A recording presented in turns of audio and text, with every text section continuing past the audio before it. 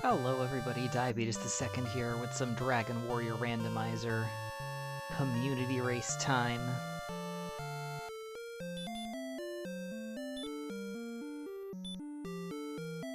Hey Dragon Warrior fan, welcome in. Just about to kick off this race. I'm the last person to ready up, so once I hit the button, we'll be underway in a few seconds. So good luck, have fun, hopefully everybody's having a good evening, and hopefully we're about to have a good race.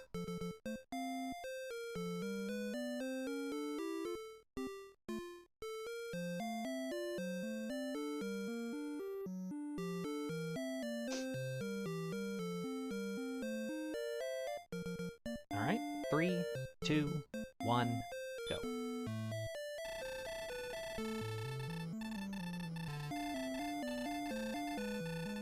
Hero Kirby.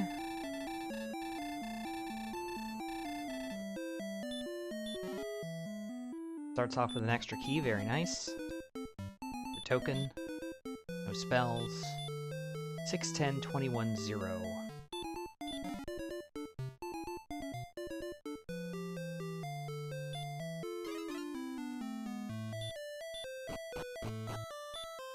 Swamp start.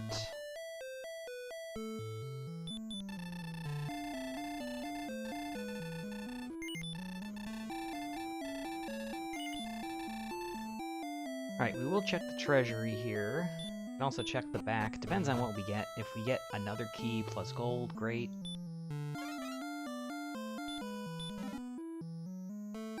Oh, there's the key portion. Torch.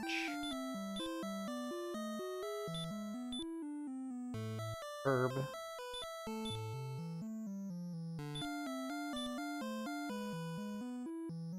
Belt.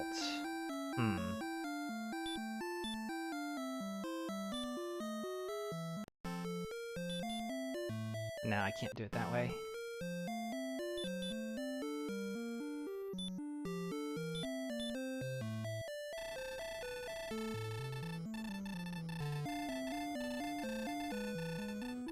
We're gonna do a grind of keys and torches.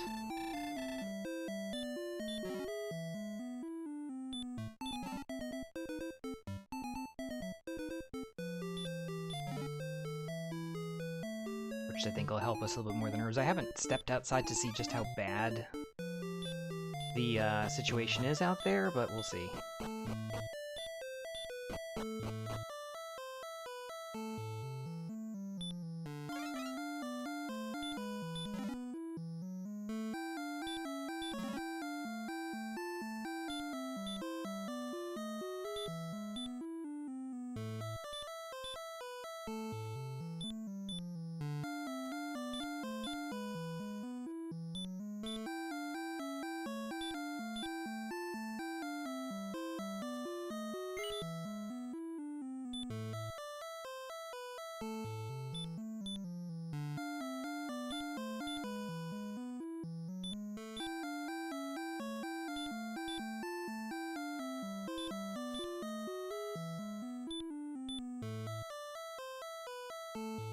Okay, we went for keys here because that way, no matter what we find in the basement here, we're good to go on keys. Torches I pick preferentially to herbs because they're going to help us get off of level 1, I think, quicker. First belt theoretically could be a consideration if, you know, a town is nearby that I can sell stuff at and it has some decent starting equipment. This is the grave.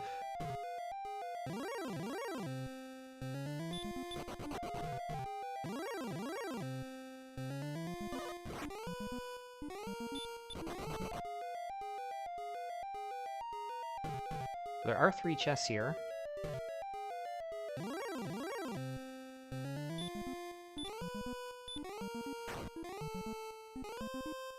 I can get to them alive. Like 2 steps away. Fortunately, we will not get to them.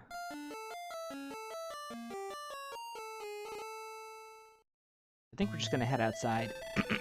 We were fortunate to get away from the Druid Lord and the Wolf prior to the Golem. We will pick up another key real quick, replenish the one that we used. Same with the torch. Yes, I know it says chainmail, but it's not.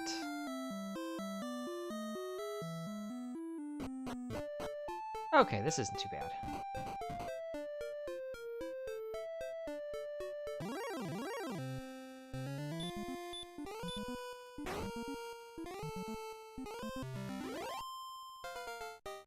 Okay, level 2.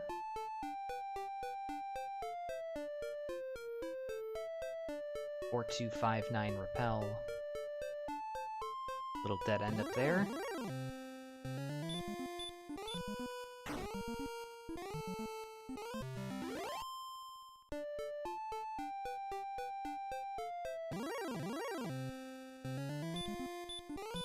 Should be able to take out the Scorpion with 2 torches.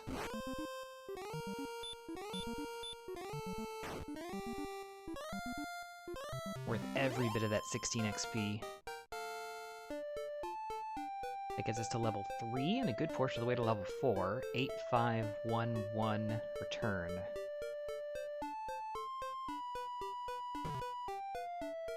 Torches are still our best offense.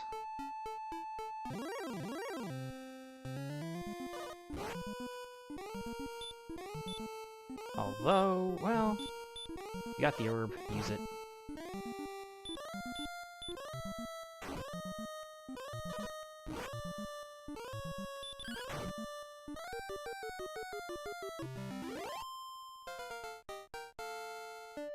Alright, level 4. 1, 1, 3, 2, heal and radiant.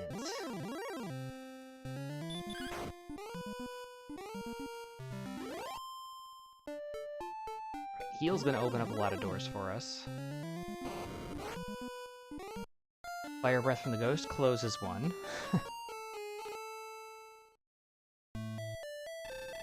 They haven't really gotten enough agility or attack power or anything that I'd really want to dive right back into the grave. If it happens that the top 3 chests have things like the sword or the armor, we're going to be missing out. But hopefully we'll get down there soon enough. This is... no, that's the herb. Belt's in the middle. I don't care about the belt right at the moment.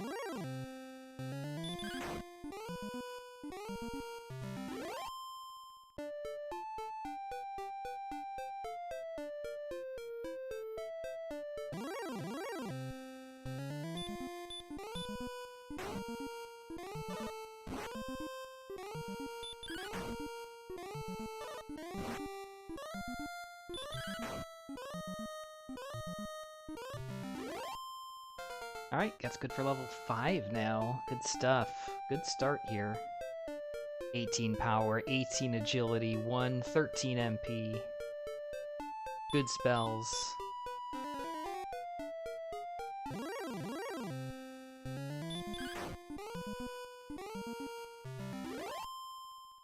Toyful Hunden, welcome in. Thanks for the good luck. I will do my best to have some fun. Hopefully you're having a good Saturday evening.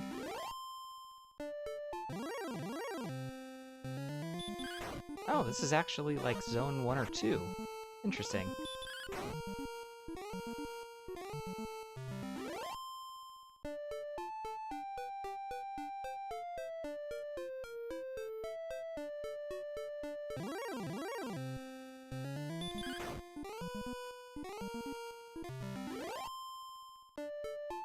Yeah, that big 18 power gain kind of makes a difference.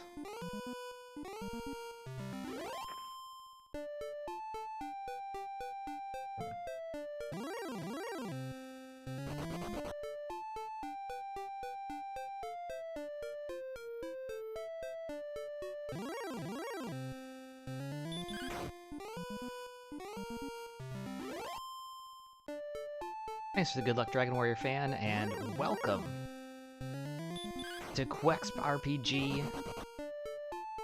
or Quest Explorer if you prefer. Yes, Kirby is one of like 90-ish sprites that's available in the current randomizer. I have some custom ones that I've done myself as well. But Kirby's a good one. Hopefully you're having a good Saturday evening in your neck of the woods as well. Decent start to this one. Not much in the way of stats, only started with 6 strength. But 21 HP is not bad. We did have a bit of a swamp start, rather. You can see down there in the southeast portion of the screen, our castle spawned in swamp. But we did have an extra key in the throne room that allowed us to raid the treasury and get ourselves started. 6, 4, 1, 5 at level 6.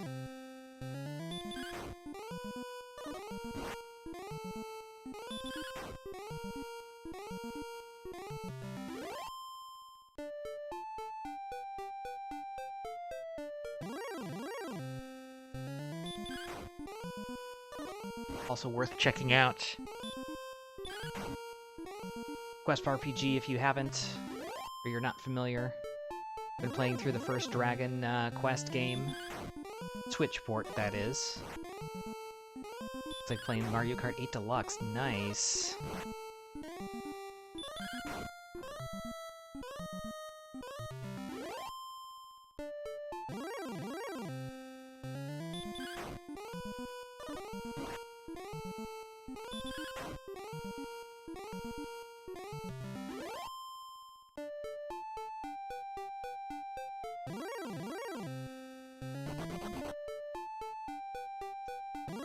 Oh, you're quite welcome, no worries.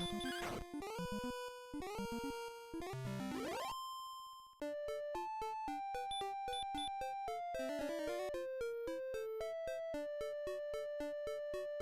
do have heal more, we just don't have much in the way of attack power. We could try to maintain a little bit of gold that we've amassed, but it's probably unlikely to be too significant. Twitch fork? I'm not... If you're referencing something, it's not ringing a bell. Which is probably more a me thing than a you thing. Sleep in adult beverages. You know what? That already sounds pretty good. Give yourself at least a few minutes to, like... excuse me. To wake up a little bit, maybe, you know, get going a little bit before you'd, like, dive into those mimosas or whatever.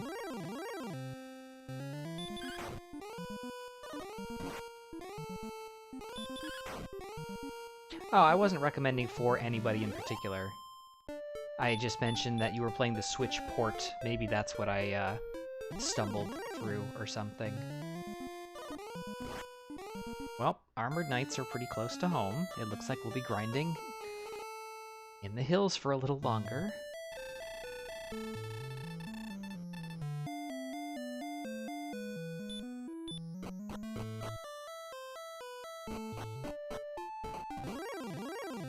We could also try to get back down into the grave, see if we could dig out at least the top 3 chests.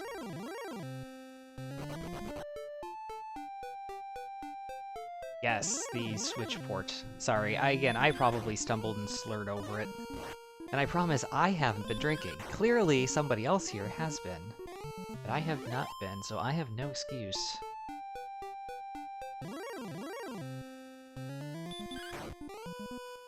You're Mosa fan? Fair enough, fair enough.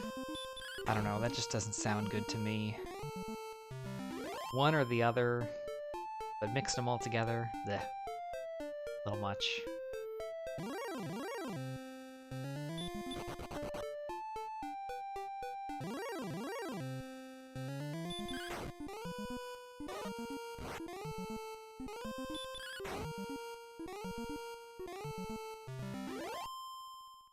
What would certainly fit in exactly in the text of Dragon Warrior / Dragon Quest. Oh, ran away. Although we try to read and look at text as little as possible when we're playing rando. Blue Moon and OJ. Okay, you know, I suppose that could work. You know, a good Belgian white like Blue Moon. I mean, obviously, get it served at a lot of places with a orange wedge or something. So it makes sense. 3, 1, 2, 8. Not really much help there. Hmm.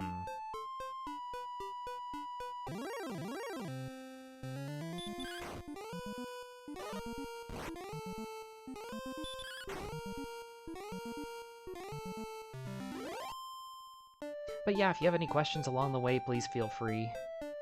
We are only about 15 minutes into this seed, so not a ton to recap so far.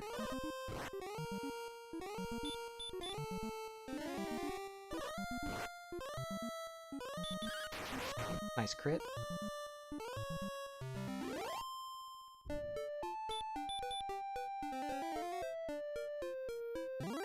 But I pretty much die to red dragons. I pretty much narrate a lot of what I'm doing and try to explain as well as I can anyway, but it doesn't necessarily mean that everything I do is intuitive or necessarily makes sense, so always up for discussing the finer points of rando.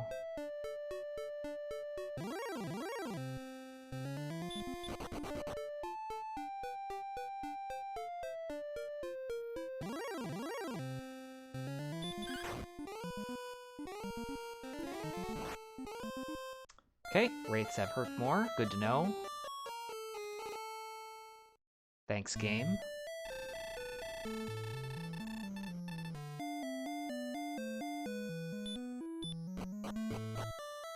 Add it to the list of things that can kill me one shot.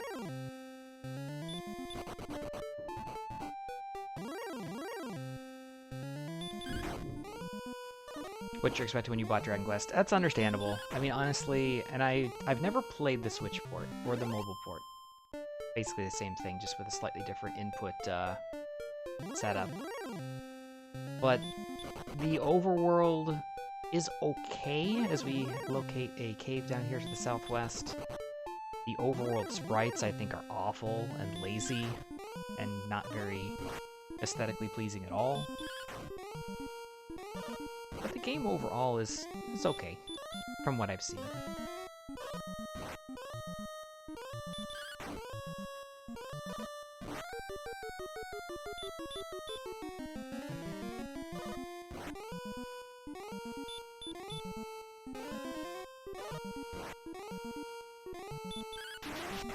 Nice crit. Of course, we'd already done enough damage to kill it regardless of what we rolled, so that's fine.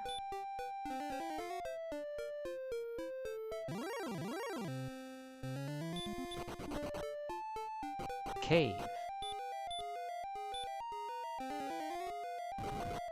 This tablet. One chest, no encounters. I think we learned outside? We've learned most of our spells. Of course, probably the most needed ones are the ones that we don't have. Hurt, sleep, hurt more. Cash money.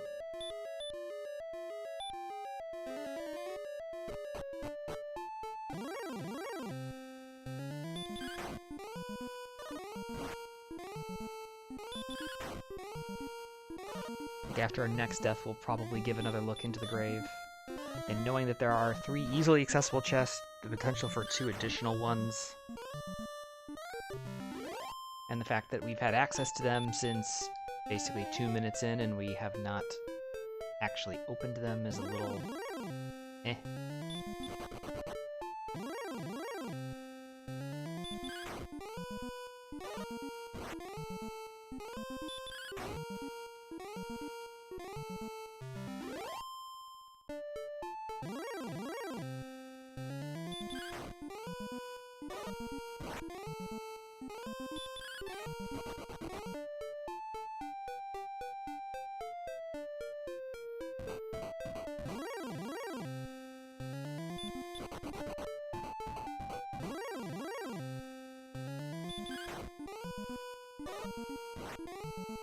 Those are the mechanics. Yeah, again, I've not played either, well, whatever mobile port. I'm assuming it's the same on iOS and Android. I mean, I have both platforms available to me if I wanted, but I've not played it.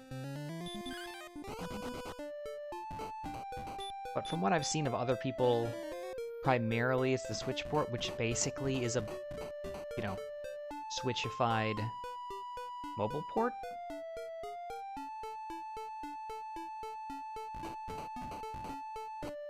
Generally is fine. It seems to crash a lot. I don't know if I've watched a single person playthrough or stream without it crashing at least once. That's just what it does.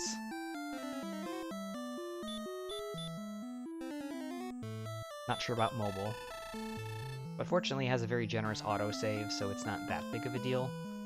Not sure exactly how frequently it does it, but it seems like it must be pretty much almost after every battle. I did just say that I was... Oh, I said that I was going to go after the next time I died. Fair enough. I didn't technically lie. But I do need to get back into the grave.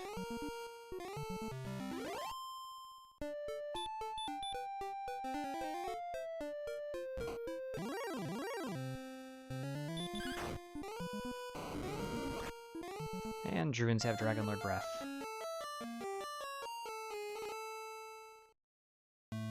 Well, it didn't take long for us to get back.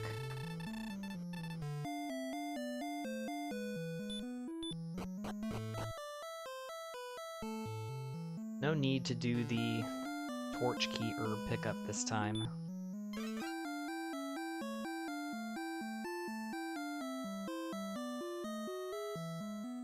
Yeah, the names...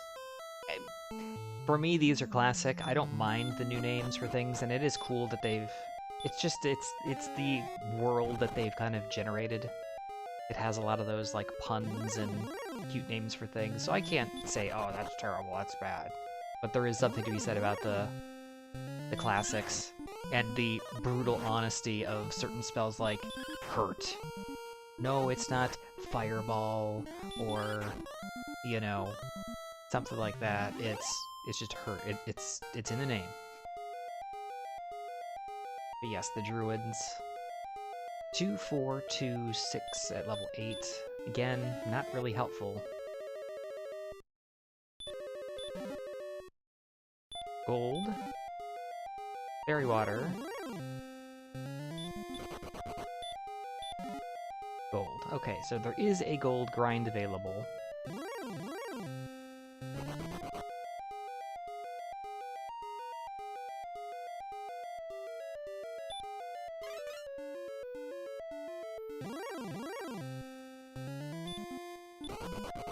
I think that's gonna pulverize me.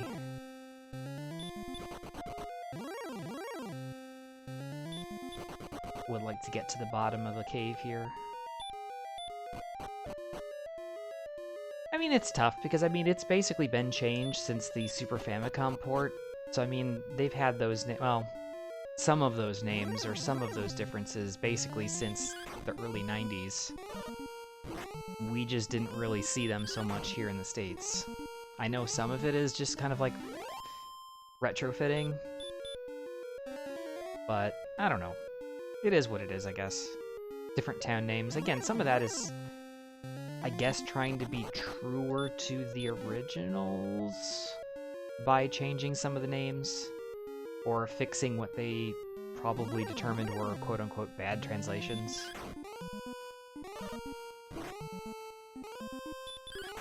Like, Garenham Gallenholm is a good one for me. It's like, it was probably supposed to be something a bit more along the lines of Gallenholm. R's and L's, because of them both being liquid consonants, have a tendency to get shuffled back and forth in non-native speaker translations from Japanese to English, because they really don't have...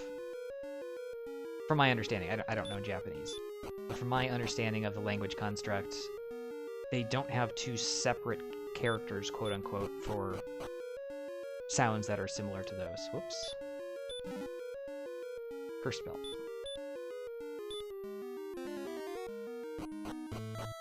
So really, not much of consequence there. Access to a gold grind. That's about it. But Gallenholm does make it sound a little bit more like Middle Ages-y, kind of Old English, you know, because English does have language roots in Germanic, you know, language or whatever, so it makes sense. It is a lot more German sounding.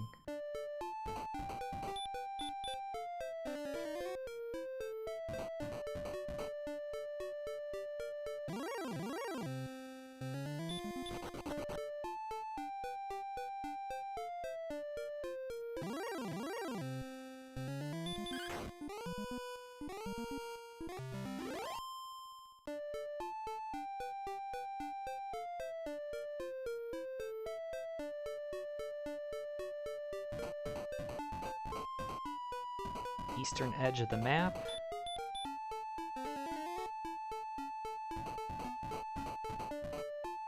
Probably the northeast corner of the map. Anytime you see flat edges like that, especially when we're dealing with full map size, pretty indicative of that. Star Wyvern one-shot us. Delightful.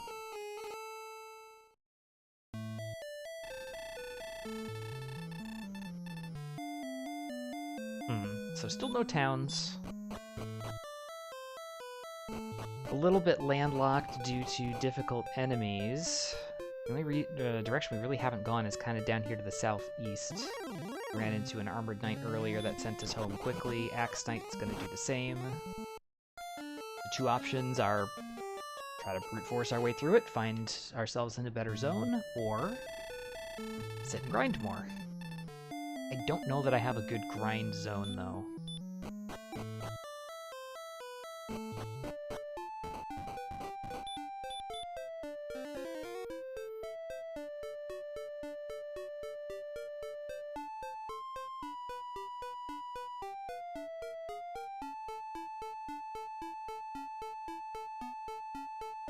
Alright, another cave on the horizon here. Stones of Sunlight Cave, freebie chest, has the torch. Blah. Not having to use the stairs command, that's true. Although that did start in Dragon Warrior 2. They took that out, which is nice.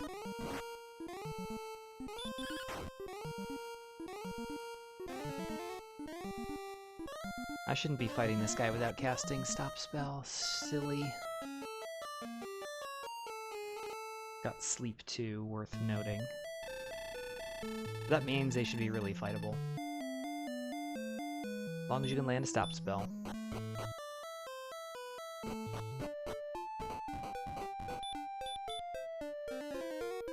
Yeah, there's a lot of tweaks just in the randomizer as well that kind of even things out a little bit. I mean, core gameplay stuff is still all the same, but there are some quality of life changes to various things. OAG, what's up? How's it going? Seed so far? Not bad, I guess. Started off with an extra key in the throne room that allowed us to kind of raid the treasury in the basement. Stats are kind of mediocre. A lot of strong enemies that we can't really do anything about. Haven't found any towns 27 minutes in. So, grinding and dying. That's pretty much the first half hour. Looking for places for advancement.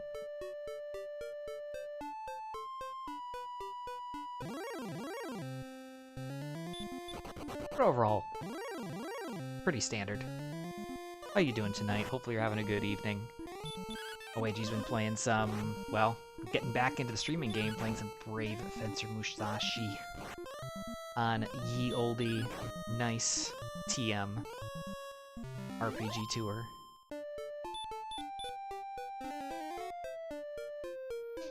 It's been okay.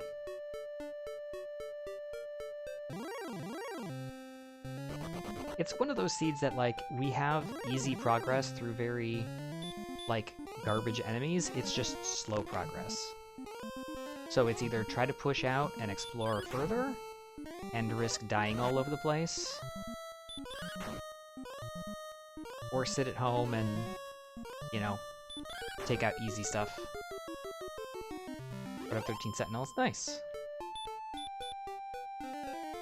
I still haven't actually looked into that. I probably should do that. Just to see what it's about. Then again, I guess I could read your... Oh. I'll read your blurb and that'll serve as effectively that. Well, that sucks.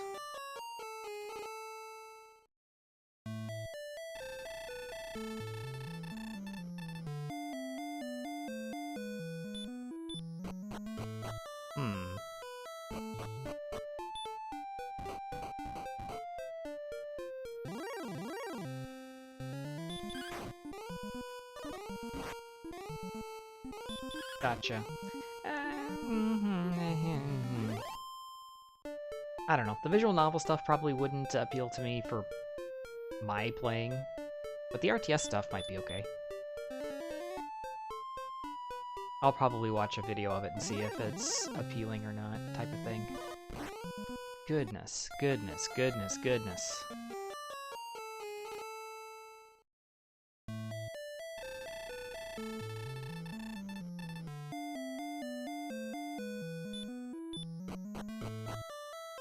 $77 XP for the level.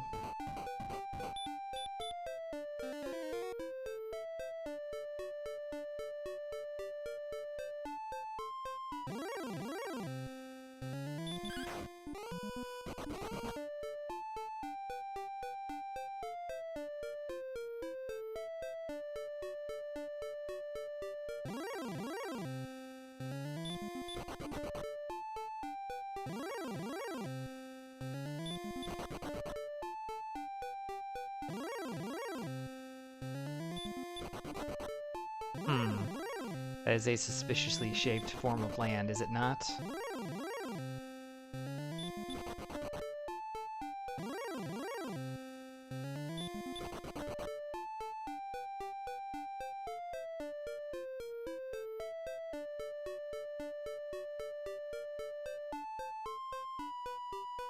Oh, we got a lot more exploration and walking this time than the last time we went through this way.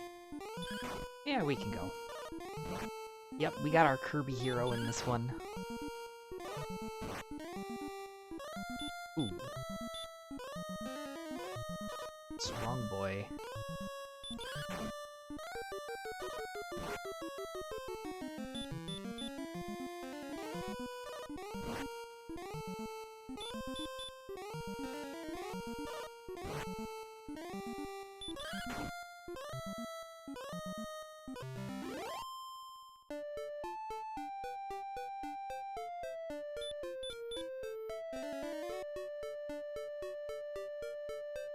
Finally!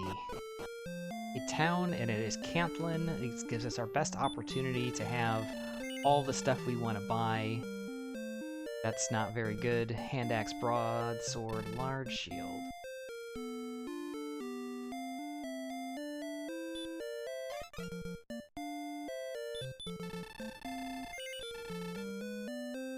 That's better.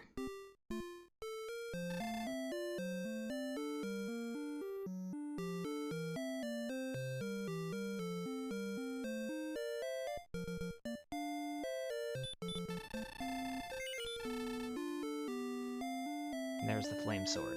Good deal.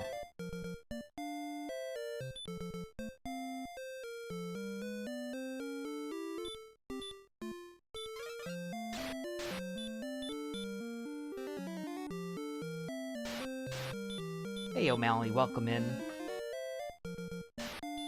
Hopefully you're having a good Saturday night. We're just doing some rando action here. Probably a one-way trip into the barrier tiles here. 24 south, 39 west.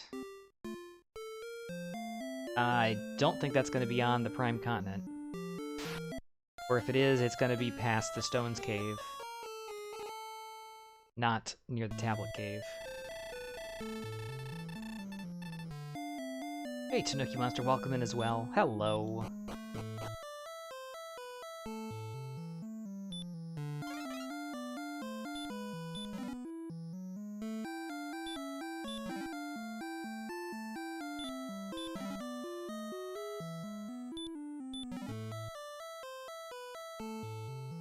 It is Kirby, and that is a lot of appropriate emotes.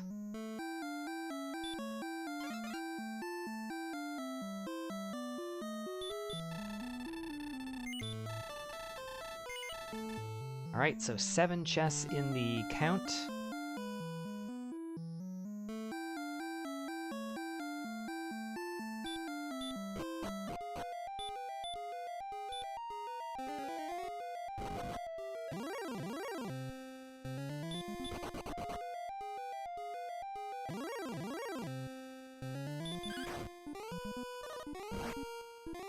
3 from the throne room and then 4 from the treasury. So we'll be able to get our gold grind going here momentarily, assuming we don't die to something silly like the wolf. Dodging. Perfect. Nailed it. I was saying it as it was happening. Perfect.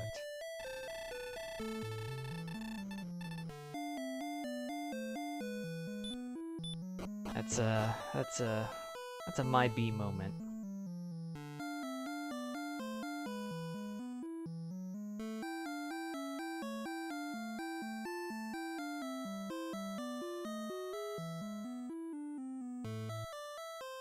I also could have cast heal or heal more or just not fought it.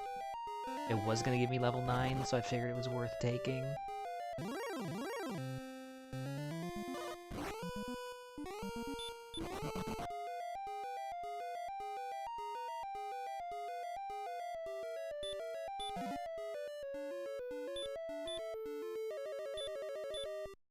And now we'll print money for a little bit.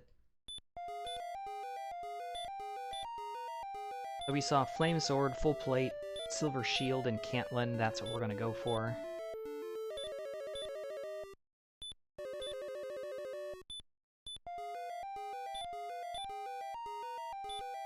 $27,600 gold.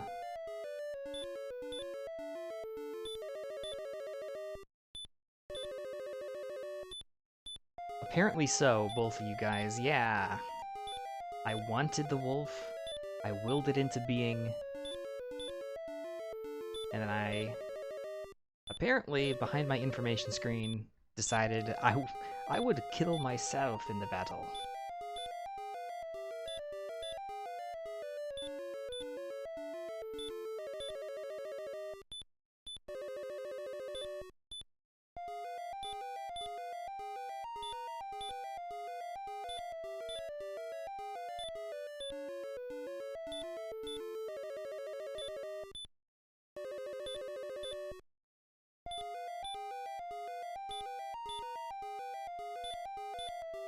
Pick up 1 or 2 extra chests just in case for later.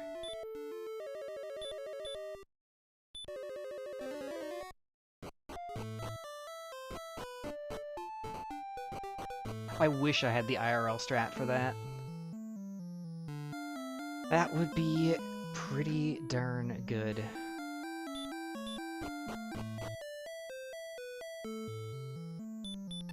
In-game, though, it's fairly straightforward. I should probably just do a little write-up and have it as a command.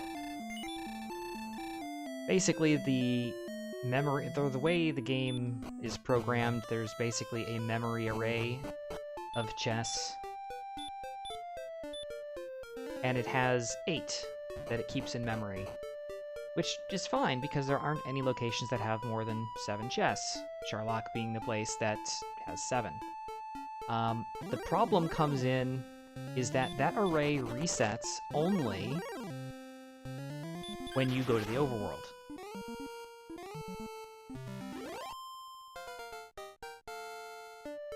If you pick up chests in a cave and don't die, you never go to the overworld, so the count is still active as we hit level 9, 12, 12, 4, 8.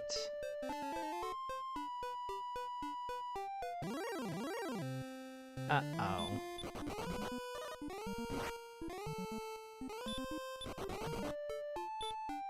Nice run.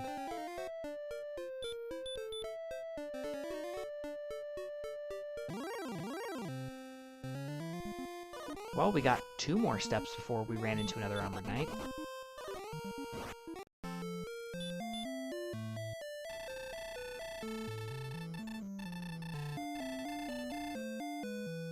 So again, Right. Gotta continue from slot number 2. You don't want to go back to level 1.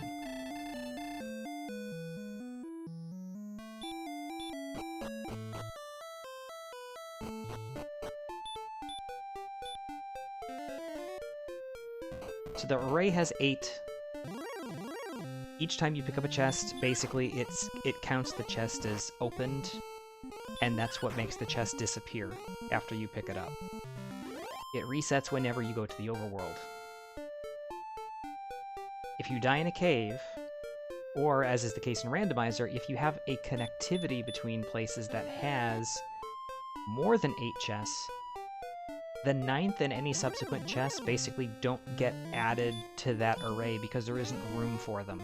So because they aren't added to the array and checked off as taken, they don't disappear, and then you can take them over and over and over again.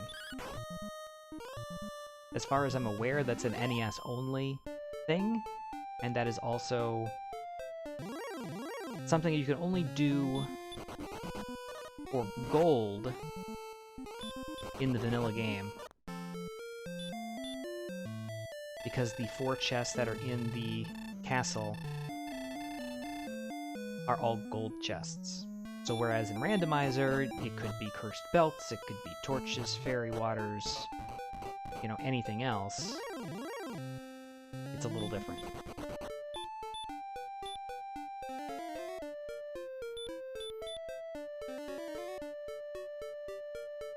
Oh man, OAG, you're scaring me a little bit over there.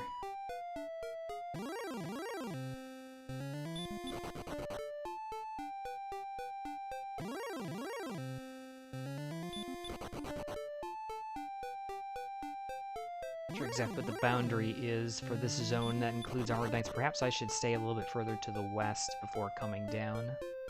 It looks like maybe we've gotten past it into the Red Dragon zone. Oh, lovely. That's much better.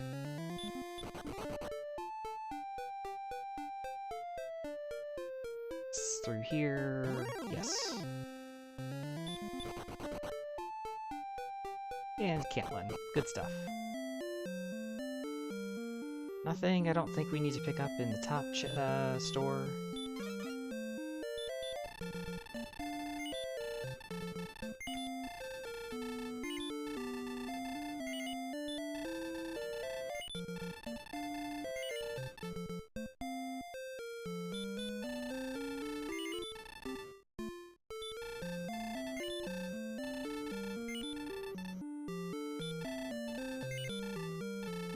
Alright, there's our full plate and silver shield. We'll pick up our flame sword, and then get out there and start killing stuff. Still won't be able to fight those top-tier Sharlock enemies, but we'll be at least a lot better able to take on some of the mid-game stuff. Print some Erdrick's armor. It's funny, because the armor of Erdrick and the Erdrick's gear and such in Dragon Warrior 2 is sellable. You actually can sell those things. Or print them to sell them, I guess. And you can have multiple. In the vanilla game, obviously, they're unique, but still.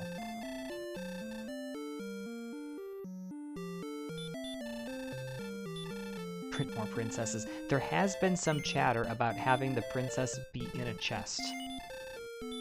Not sure if that'll ever happen, but somebody has suggested it.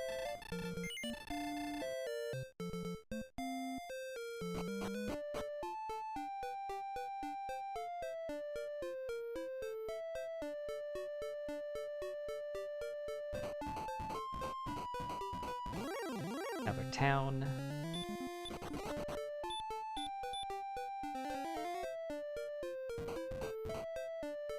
Whoops, walked right past it. Glanced away to take a note, and it is the town of Cole. So let me guess, now that I spent time doing a gold grind, we'll automatically find something that immediately replaces that equipment. No, we don't. It's the stones. I don't really care about the shop. We'll top off real quick and be on our way again. Probably shouldn't even cast Repel, because realistically, we're going to be repelling the things that we can actually fight.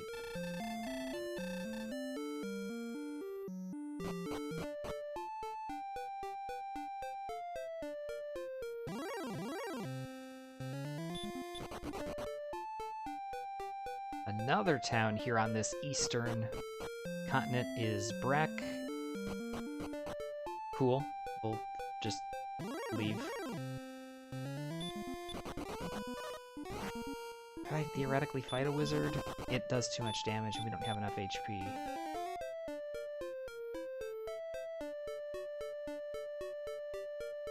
But theoretically, we could.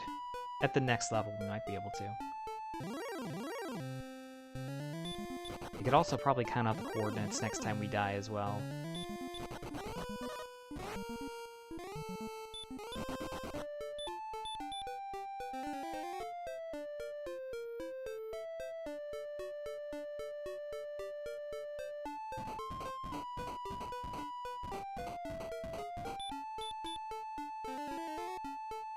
If anybody got to Cantlin sooner than I did, they definitely are going to have an advantage. So far, we really haven't found anything that we can fight, but they definitely would have had better success in the early zones. Ooh, that is a tough question.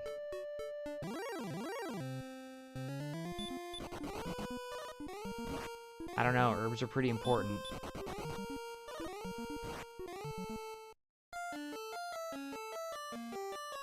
Alright, there's a cave here that we didn't get to see, unfortunately.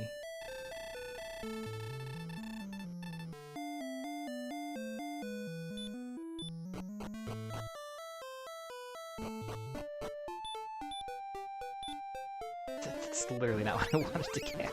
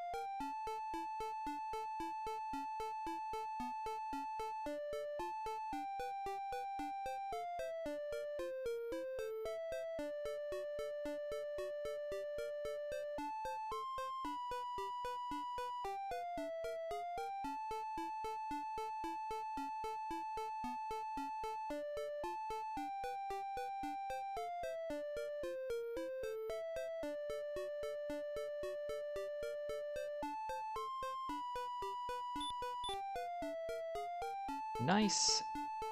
Less nice that it's the flute, but good that we were able to count it out on the first try. Sorry about the silence there, it's just easier to keep the count if I don't talk and pay attention to chat and stuff while I'm trying to keep track of my steps, and we die immediately. Great. Good stuff.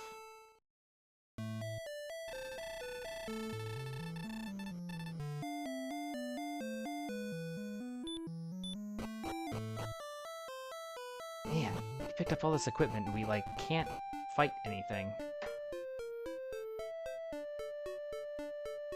Lame.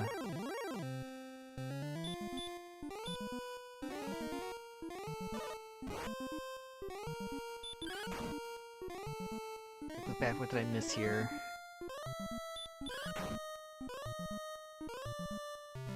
I was discarded the princess. If only. There are certain times where it would be nice if we could discard Waylon off the map. There's our 12, 12, 4, 8 level again.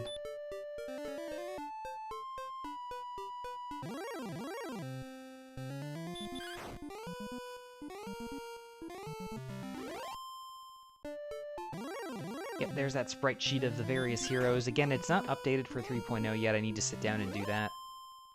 But that list has all of the hero sprites that's available in Dragon Warrior Randomizer. There are also a few additional that were added in this most recent iteration. There are namely, I think, Mina the Hollower from that game that has been recently released. You have sprites from Tecmo Super Bowl. And then you have some sprites from Destiny of an Emperor that were all added.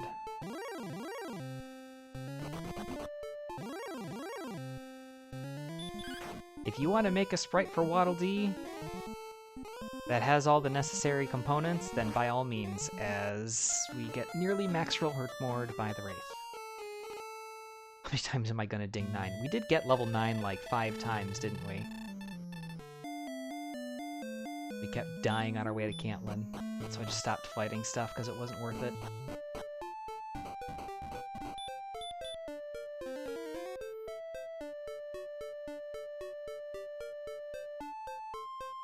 Yeah, some of the difficulty with sprite work for this is you only have 3 colors plus transparency to work with, because of sprite limitations, so especially, you know, certain things, if you want to try to modify them to fit or to work, it can be a little bit challenging sometimes. A lot of games take advantage of, let's say, a totally black background to basically generate black as a 4th color. Unfortunately, we don't have that luxury here because we're on all sorts of different terrain. You can squeak out a little bit, because technically each 16x16 sprite is composed of 4 8x8 squares. So as long as you keep a different color in one of those quadrants, then you can squeeze a 4th, potentially 5th. Theoretically, you could have a, you know, 12-color sprite. It's just gonna look like heck.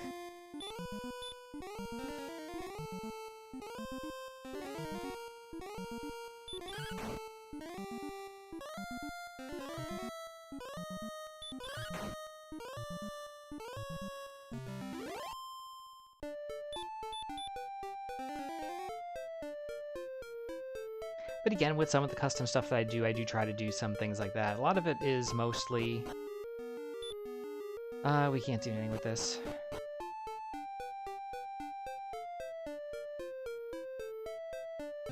Toxness.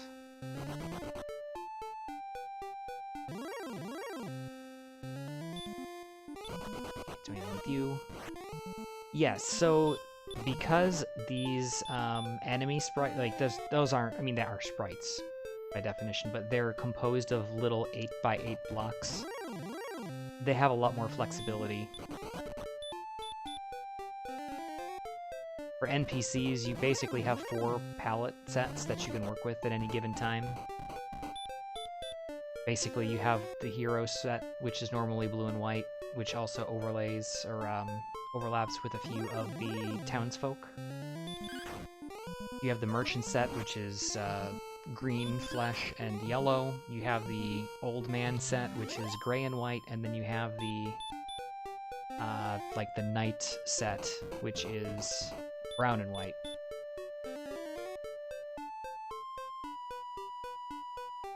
So again, you can have a sprite that's composed of elements that involve multiple palettes, but you only have so many palettes to work with. Unfortunately, the NES is also not capable of too many colors either, so your options can be somewhat limited.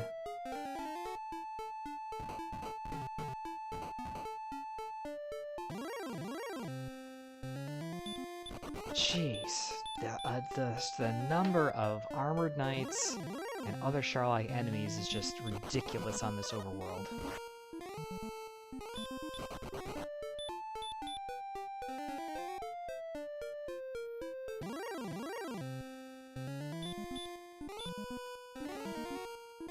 Sharlike down here along the west coast.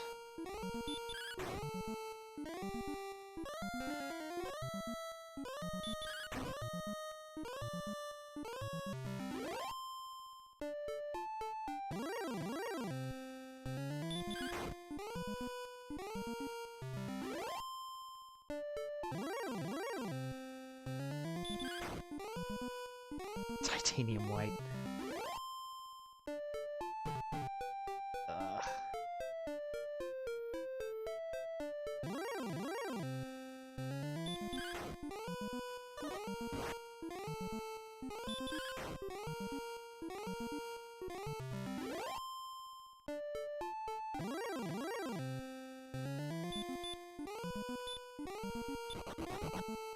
Are we defense breaking this guy?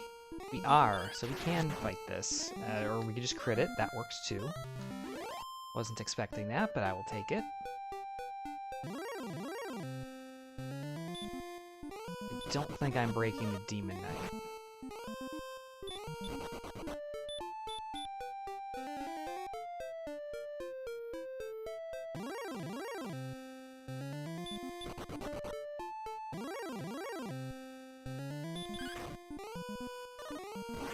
So this area seems potentially not too bad for grinding. I do think that this zone does have armored knights or something else in it, though, which is problematic. Sorry for the screen flashes, nothing I can do about it. Unfortunately, it's just how the game works.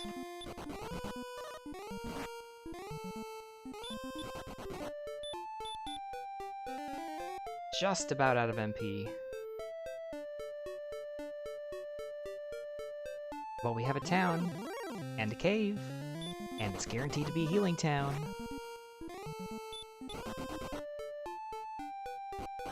Are you Garanham? You are Garanham. Delightful. 3 chests to check, and a place to heal up.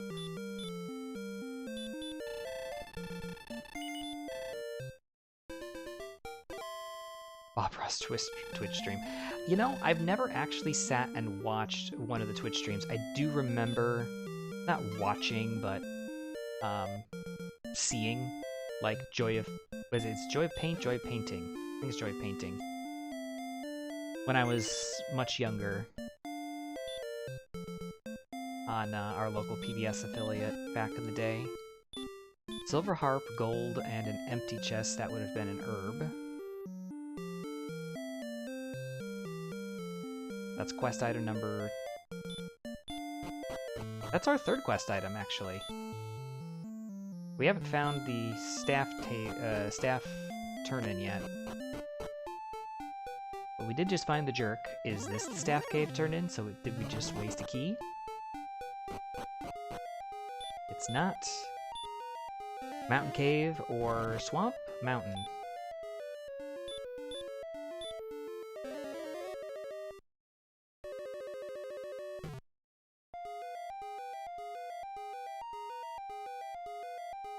Five chests here. Looking for the sword and the armor. Death necklace is out there as well.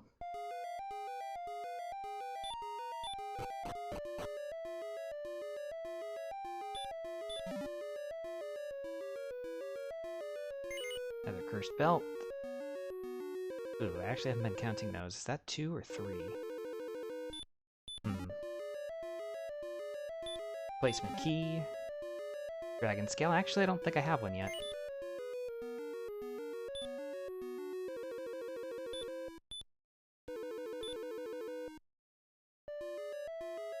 Every little bit of defense helps.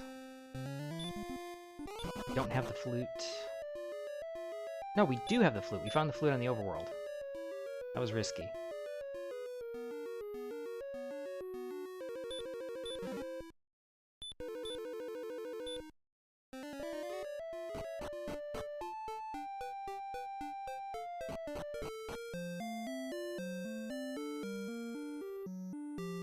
But yeah, I just definitely was watching Bob Ross stuff since then. Not much, but a little bit. It's, man, the guy just knew how to be a good guy and just present with that kind of like calm demeanor and just kind of spin positively. Again, I have no idea what he was like in real life, how his personal life was or anything like that, but just seemed like a really nice, genuine guy based on his other stuff.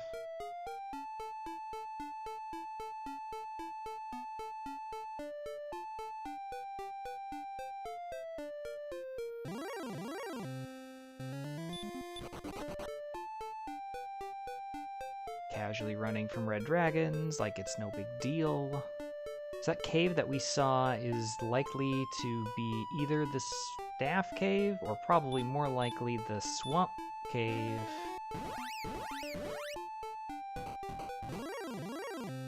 And that's how we're going to be getting to a second continent if there is one. Because basically the extreme southwestern portion of the map we haven't seen yet. 3, 11, 4, 8. Sleep.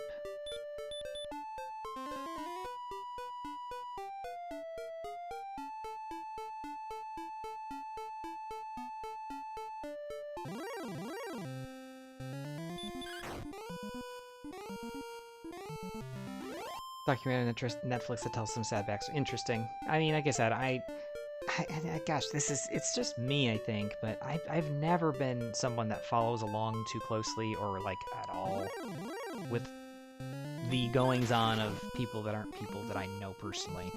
Like, some people really love to get into celebrity. This is not the same thing, but love to get into celebrity gossip and the goings-on of everything and being really, like, intimately involved in the details of, you know, people's...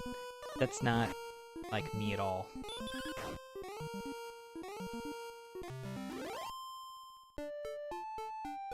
But yeah. Well, that would be interesting. I don't subscribe to Netflix, but perhaps I will find it somewhere or grab someone's stuff here. Okay, this is something that we haven't seen. And there's that other cave. It's from Mulder. It's the last remaining town. Alright, Quex, well, thanks for stopping by. Hopefully you enjoyed. Welcome back anytime. If there's, again, any questions, thoughts, or anything, feel free to just ask. As obvious, I narrate a lot through what I'm doing here, so we talk about whatever in the down times, which is basically all the time.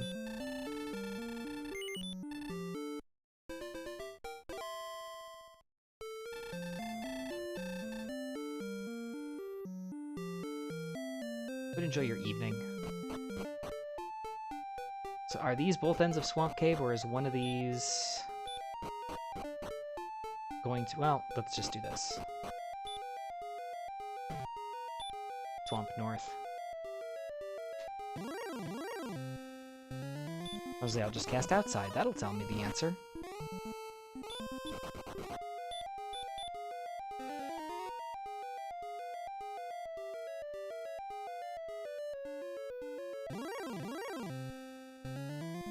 It's true, I do only play basically one game. Occasionally a slight variation on that, but often not too much different.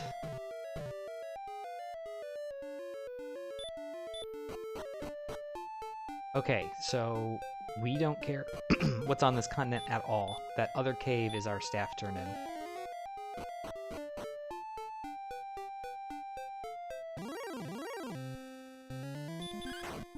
Shouldn't have attacked that.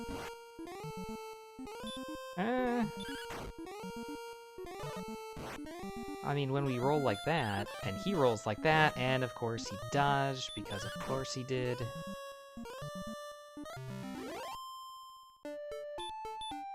Wow, we got lucky there.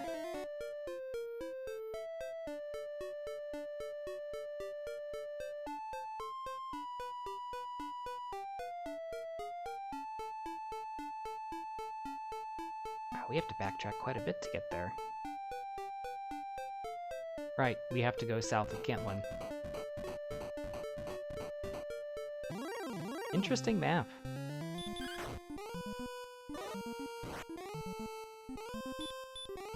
Yeah, there's some folks that are super into that kind of stuff where I'm like, I listen to the music or I watch the show. I don't really know a whole lot about the inner workings of their lives or things that are going on. I mean, if I find out something cool or not cool, depending on if it's good or bad, I mean, again, there's good and bad reasons to be interested in that kind of stuff.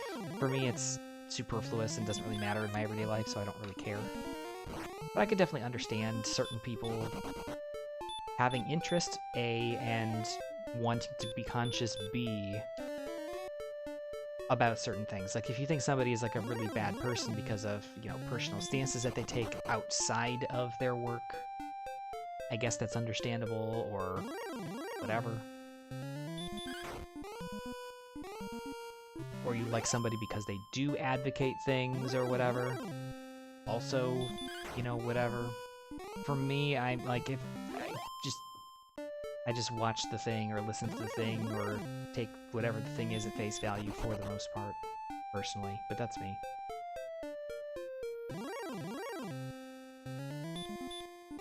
I don't think there's a right or wrong on that. As long as you're still personally accountable for stuff that's you.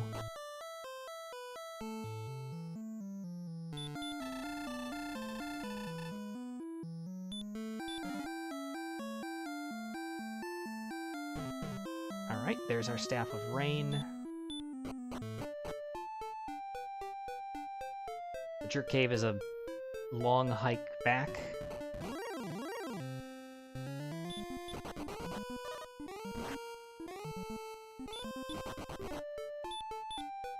Gosh, we are basically grind and go with the exception of the sword and the armor.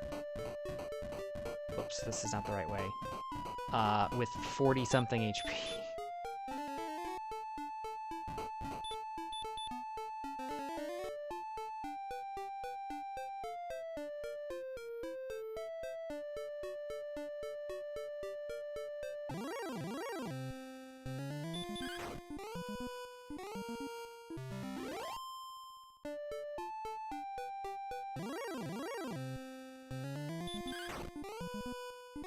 We need there to be some big levels. Realistically, it's mostly just HP that we need. I mean, we do need things across the board, no doubt. We're only level 10. Like not dying to hurt more, that would be a thing that we need.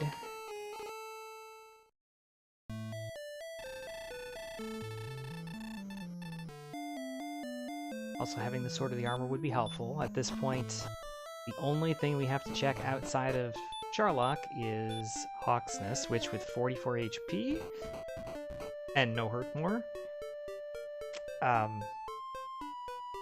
If it's a golem and I get good sleep luck, I can maybe whittle it down for a while and get a kill.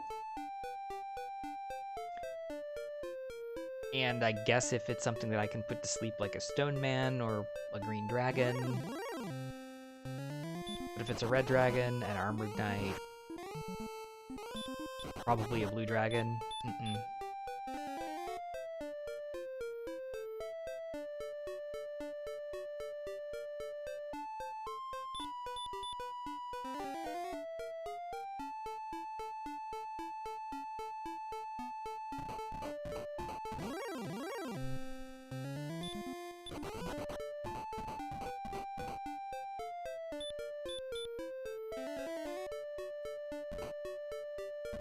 I think I overshot Hawksness is further down here to the south, yeah? Yeah. Drinking and retro gaming. You know what? I'm on board with that, Teufel Hunden. I am on board.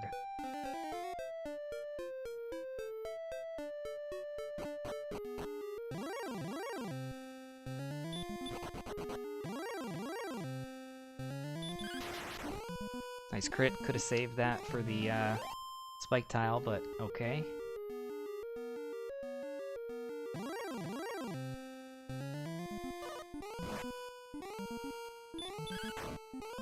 Defense breaking the Magic Wyvern, that's awesome.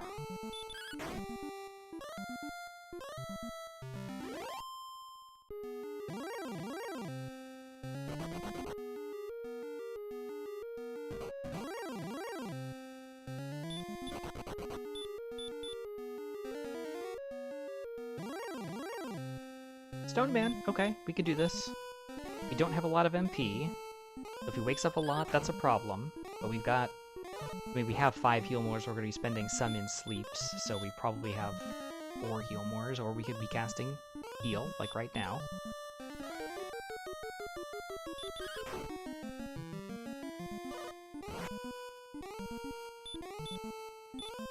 Problem is, sleep is only 88-ish% accurate.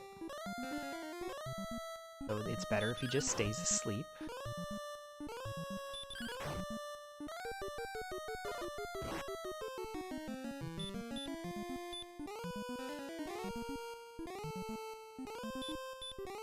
Go full heal more this time, we'll get back to max. Cool. Am I even rooting for the armor or the sword? Which one do I even want? I mean, the sword's gonna help with the grind, but the armor would be pretty nice. 2, 1, 6, 18 armor. Honestly, that's probably the better option.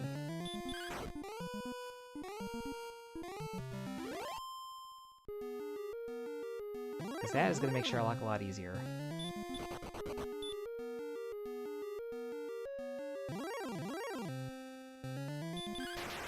Nice crit.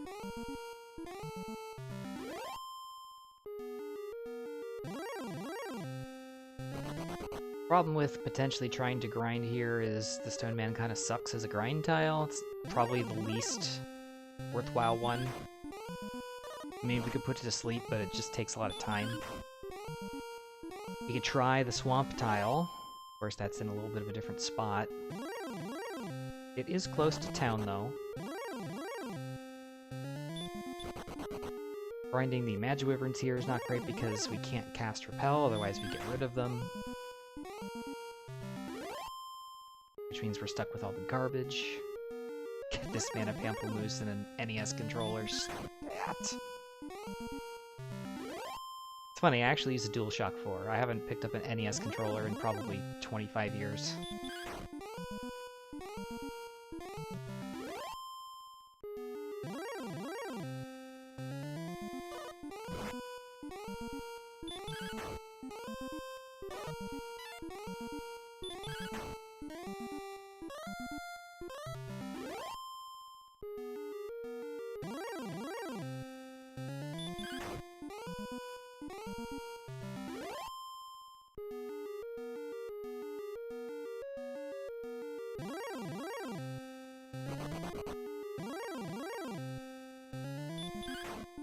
Don't need to go far for good beer or wine in Oregon. I've never been to Oregon. Gosh, I'm sure there's one or two particular, like, breweries or whatever that I'm probably familiar with that I've enjoyed some stuff from. But can't think of anything off the top of my head. I know what I can check, though. Come on, good enemies, please.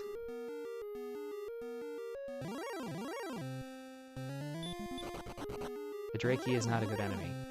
Wolf is okay. When it doesn't dodge.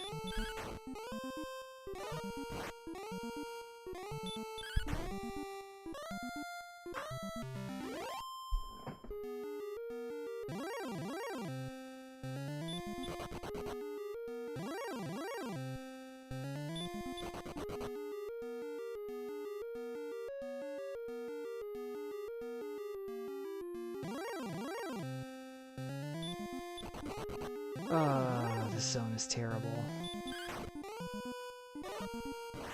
Oh, well, okay, one of the... I don't live there anymore, but back when I lived in St. Louis, or in that area, there's a place we used to go to, they do like a beer passport deal. You know, you get check marks off in your thing if you drink something or buy something different or whatever, you get X number of stamps or stickers or whatever, then you get like a pint glass, so many more, you get a t-shirt, that kind of deal. Deschutes, definitely. And Rogue is probably the other big one that I've probably had a lot of their different stuff.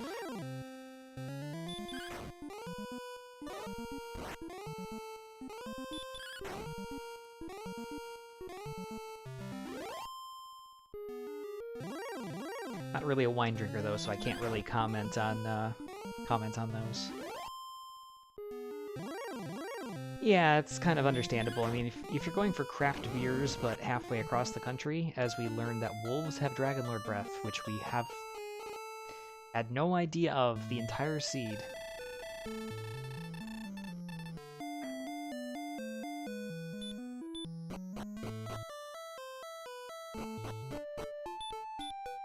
Yeah, it's tough to get, like, the really small craft stuff in, like, far-off places. Especially since the place that we would go to, I mean, they had stuff. They had, like, a giant wall of bottles, but the majority of their stuff was on draft. So to be getting, you know, craft beers on draft from, you know, hundreds or even thousands of miles away is pretty unique. I enjoyed that. It's always a good time. We'd go there. Tuesday nights were the night of choice for us.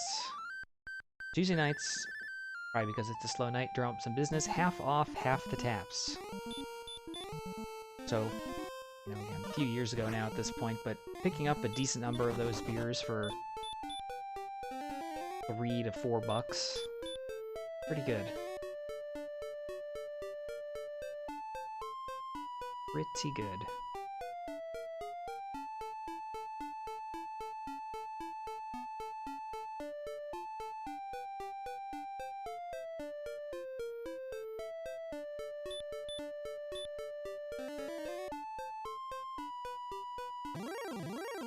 Yeah, especially since they have like a lot of the seasonal stuff on draft as well. It's like, oh, you want, I don't know, you name it, they probably had it at some time or another.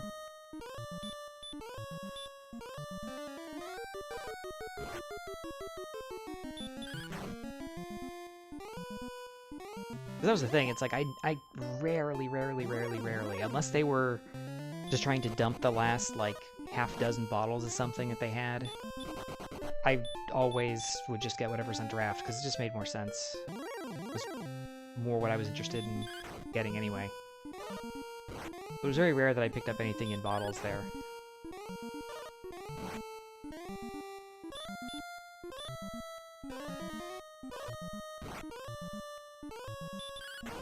Default to Yingling and Iron City.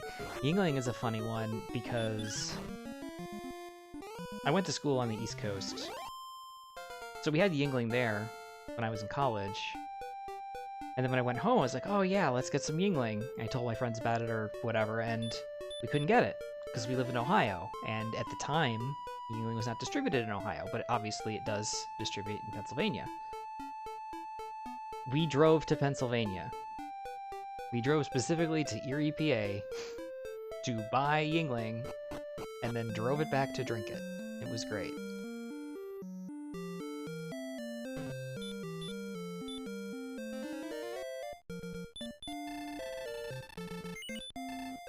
So Yingling has definitely got a place in my heart. Of course, I think maybe a year or two later. I forget, this is probably around 2011 or so, maybe, they started distributing in Ohio. So it, you know, you could get it down at the corner, and it's like, it was the same price, or potentially even better than, you know, Bud Light, Miller Lite, at least at the time. It was like, why would you not get that? This is better. And it's the same price or cheaper. Why would you not get this? Hour south of Erie, so it's probably somewhere in the Allegheny area. Presumably. Allegheny College, that very, very nice country in that area. North of Pittsburgh.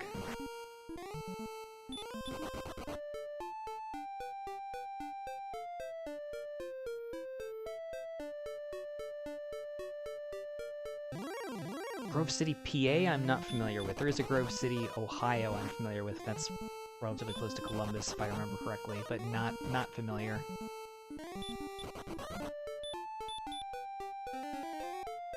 Allegheny...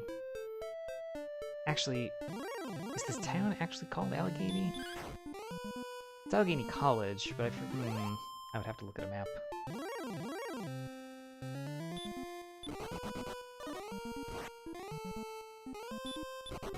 I am A-okay staying away from Pittsburgh. I was close to Cleveland growing up, so I have no love or interest or use for the city of Pittsburgh at all.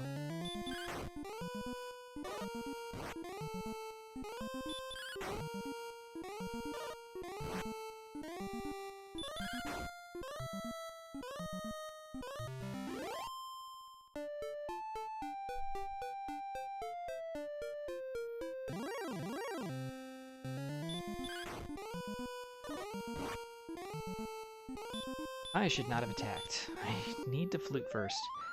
I think, if I remember correctly, Allegheny College is in Meadville, which is further north. Grove City's a little bit further south, close to Pittsburgh. Allegheny College and Meadville is closer to Erie. I do remember driving a lot up and down, back and forth, east and west across the PA Turnpike, and it was always an absolute disaster mess. I think it was literally under construction for the entire time I was in college.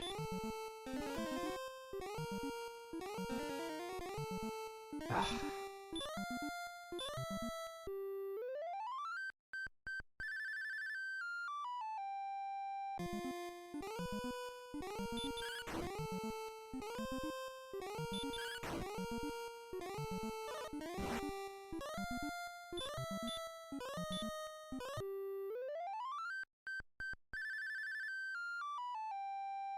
And 79 intersects, gotcha. Again, it's not super familiar to me, but...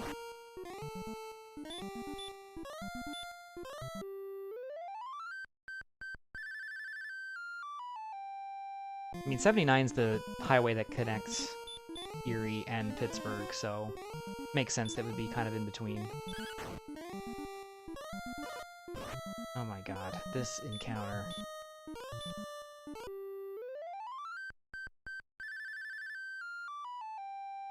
So not worth.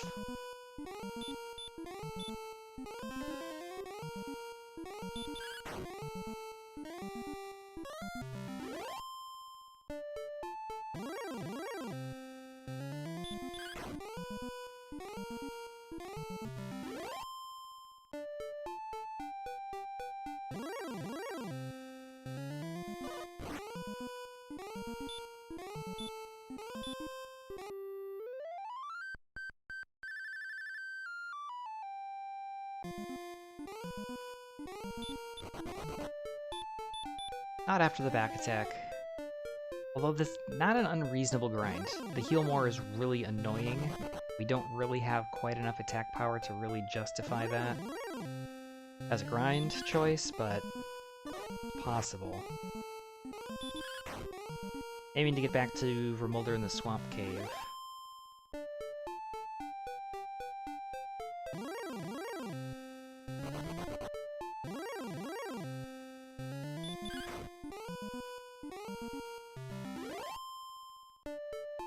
It's funny, as many different places I've lived as I never really end up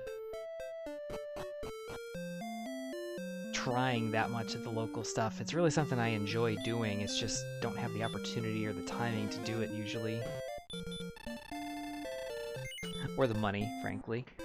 It's a lot of those places, it's like, oh, poor college student, poor graduate student again.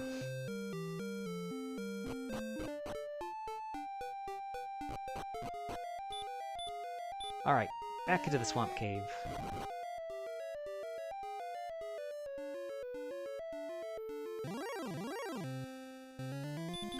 Axe Knight.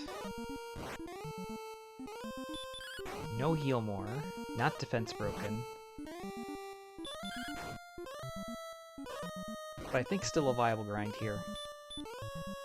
Less annoying than having to deal with putting the golem to sleep and having it potentially cast heal more. Sheets. I think they opened up a few sheets in my parents' neck of the woods back in Ohio. Never had anything from there though. Hear good things. Never been there though.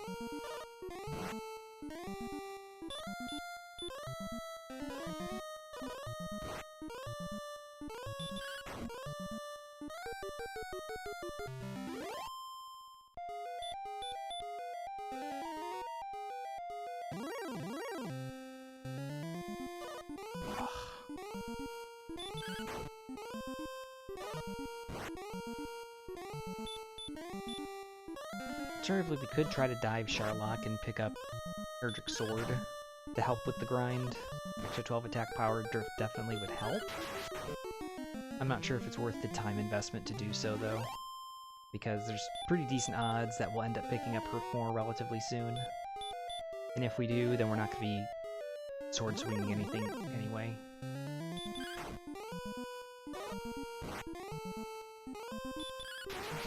Nice crit.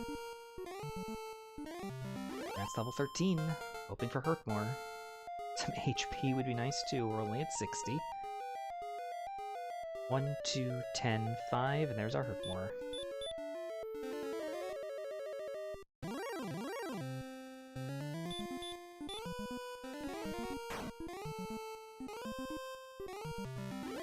That's gonna speed things up.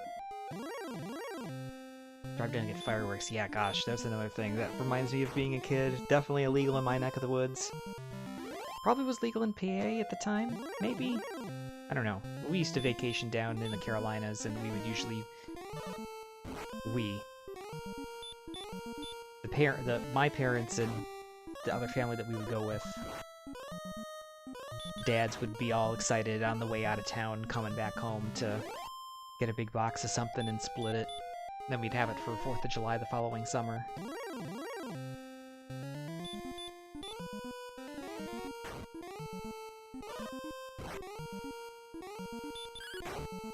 And where I am now, which is Kentucky, again, beer is definitely not top billing. It's pretty obvious that bourbon's going to be your top bill in anything here. I'm definitely not a top shelfer, but there's a few hidden gems, I would say, that are kind of my go-tos.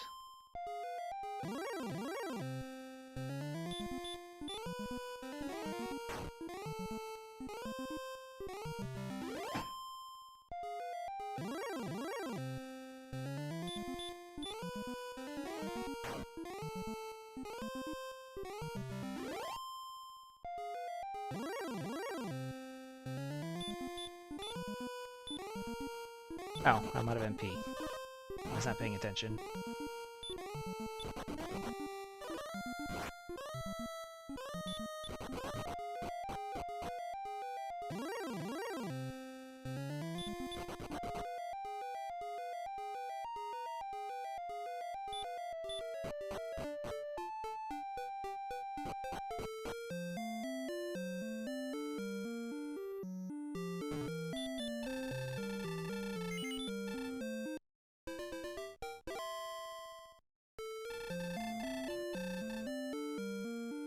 Yeah, bourbon's pretty good. If I'm drinking hard alcohol, it's probably going to be a whiskey, so bourbon kind of fits the bill there very nicely.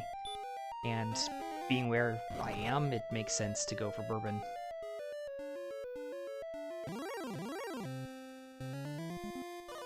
Doesn't hurt going on some distillery tours as well.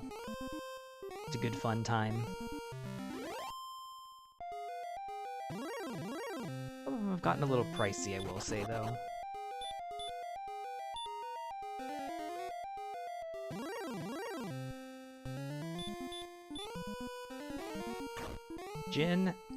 Gin was probably my grandfather's favorite. My mom's dad.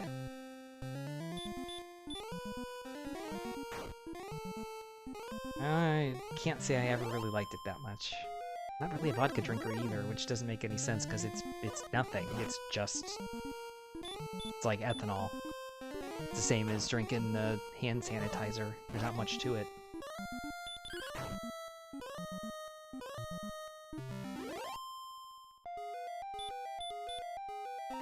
This has to put it down, it's what it is. Yeah, I don't know. Whiskey, though, whiskey's alright. Okay, level 14. Still looking for HP. Still looking for strength. 3, 6, 1, 7. Not the best.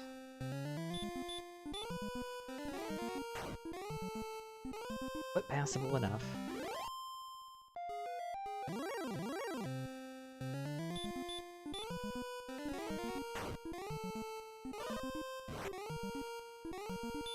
Yeah, I'm the same way. I'm not usually a straight drinker for a lot of those. I'm not getting stuff on its own. So a well drink is plenty good for me most of the time. If I'm going out. If I'm going out, absolutely. It's well mixed, whatever. For whatever reason. I'm not sure why. Amaretto sours were my thing.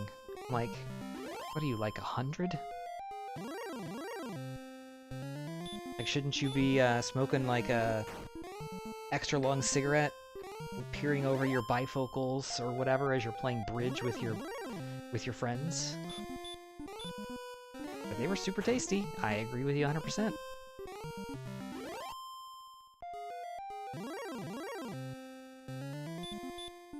But yeah, then I kind of just moved over to whiskey sours. I don't know, now, again, then I moved to Kentucky and all of a sudden it's whiskey and ginger ale. Whiskey and ginger ale, whiskey coke. Nobody drinks whiskey sours here, which is very strange to me. Everywhere else I've gone, it's whiskey and usually sour mix if you're mixing it with something. Or maybe Sprite. Here? Nope.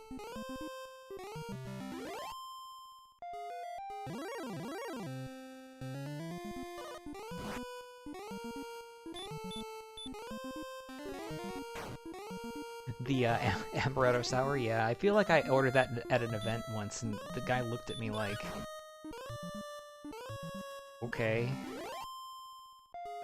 Let me go open the unopened bottle of amaretto from the entire event that nobody has asked for a drink that includes this yet, but we have one, so here you go.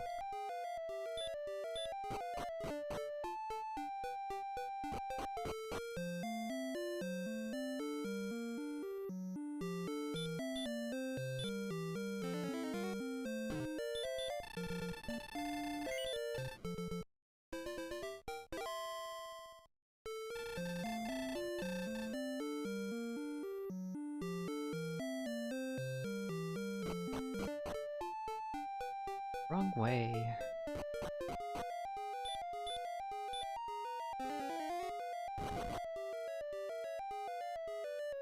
Yeah, I don't think I've ever had that. For me, it's just the standard mix out of the bottle, which is fine for me. I'm not picky. I don't drink very much anyway.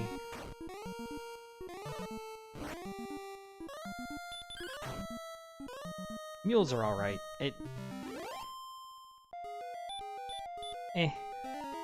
It's just one of those things where it's like, it's not a go-to, and because I don't order them very frequently, I just usually end up with something else. And again, especially, it's weird, kind of talking about all this, it's like, when was the last time I went out with people? It was before COVID. It's been a minute. Although, things are looking acceptable enough at the moment to probably, with some open outdoor stuff, potentially get back into socializing, as it were.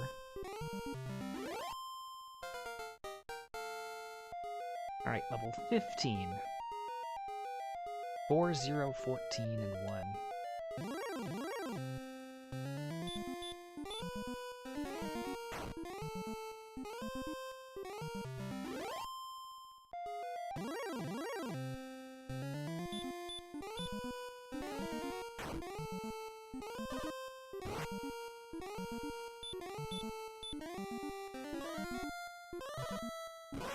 Really?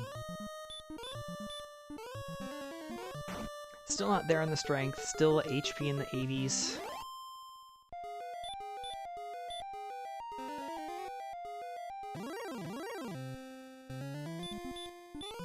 Yeah, I was never a frequenter of anywhere in particular, but, you know, it's one of those things like, oh, you know, it's Friday, or it's whatever, people are going out, we'll go hang out for a little bit, type of deal. Like, I'll just go to be social and to stay connected with people, for the most part. I'm not, like, I'm not a party guy, and that's usually about my speed.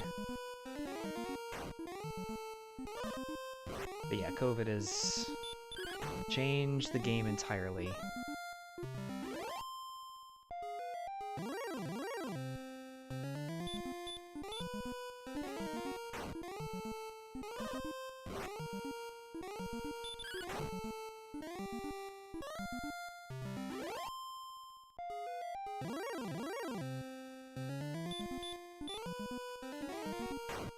That's the thing, it's so difficult, because I feel like, again, I've lived in several different places, East Coast, Midwest, Great Lakes, now I'm kind of in the Southeast a little bit. Most of the people that I end up hanging out with, because it's been related to school or work or something else, aren't really native to the area. So I feel like I haven't really gotten a true, like, this is what the locals are like type of thing. It's more like what my people are into.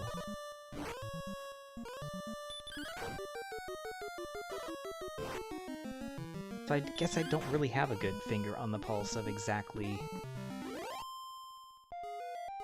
you know, how things are, to some degree.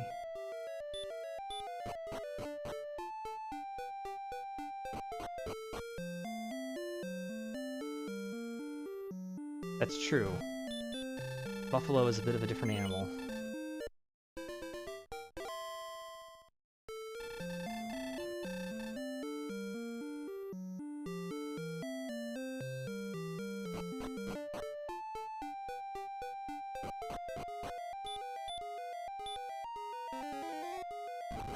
I think it's one of those things too, is just because of, again, my background, education, and all that stuff, and the fact that I've basically, you know, student, graduate student for many years and other stuff, is you end up hanging out with a group of people that's about your age to a little bit younger.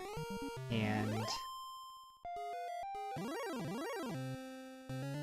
I'm not a guy who goes to clubs and stuff like that. I wasn't when I was 21, and I'm not when I'm as old as I am now. But that was a little bit more the scene some people were into, and it's just like, I'm not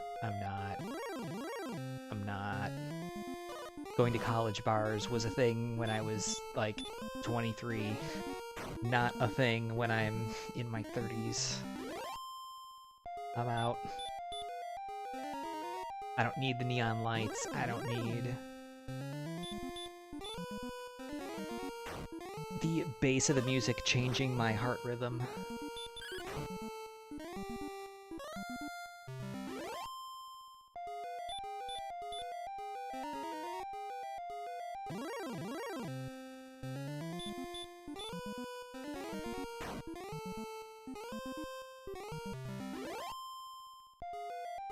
I feel like the area around here is kind of more of that sit down and enjoy. Again, it depends on the place that you go, like it is at most places, but it's definitely not like a hard party culture. I mean, obviously, if you go to one of...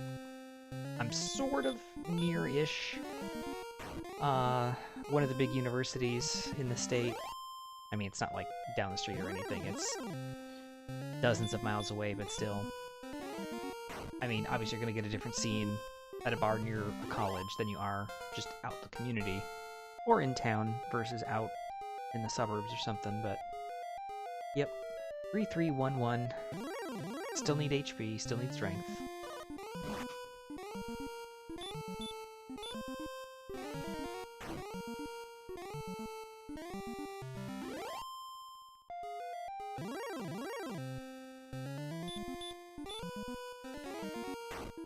I'm generally of the same persuasion as well, Teufelshunden. I'm much more likely to enjoy that. And some of that is probably, you know, anxiety-driven and other things. Double hurt, more miss, really? Some of that is just being most comfortable in that type of environment. I'm around people that I know, people that I actually want to spend time with. Most of the time, you can actually have a conversation. You're not trying to shout over music.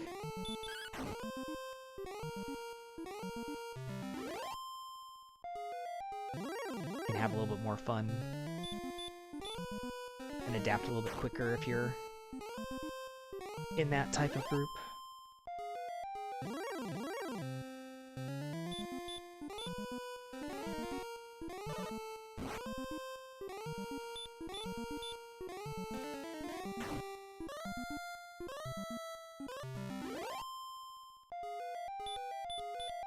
Try to sneak one more kill in here. Go somewhere and drop 20 bucks because they come to visit you, and then drop the 20 back. Nice! That does sound kind of fun.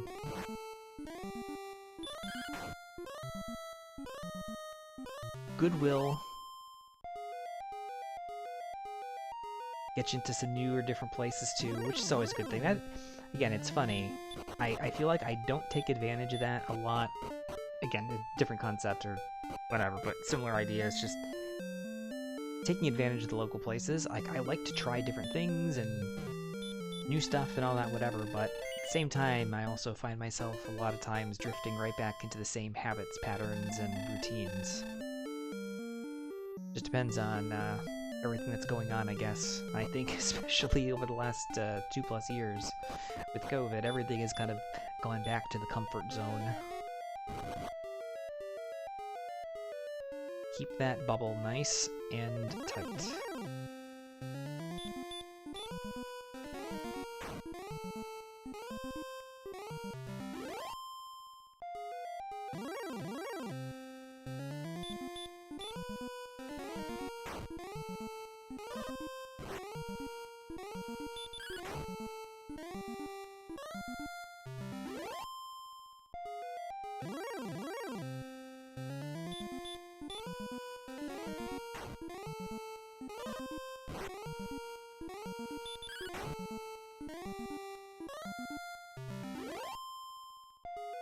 Alright, next level's at 12,000 experience points.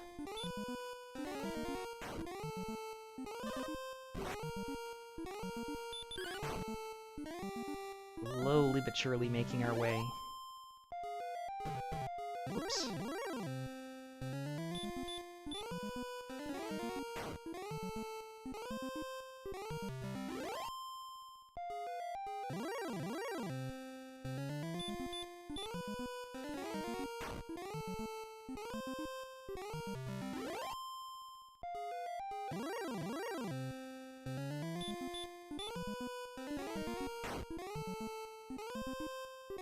It definitely has been a bit of a slog. Fortunately, we're kind of in the grind and go phase of it. There's not much to do except for extreme menu simulator here against the Axe Knight. There is still the decision to make as to when to go. We did not find the Fighter's Ring. We still have Erdrick's Sword to pick up, both in Charlotte Castle at this point. 6 chests together on the bottom floor, 1 chest by itself upstairs. That's a bit of a time investment. Probably about 2 minutes round trip depending on encounter luck. To dig that out, we will be repelling at least Werewolf, Green Dragon, Star Wyvern, Wizard.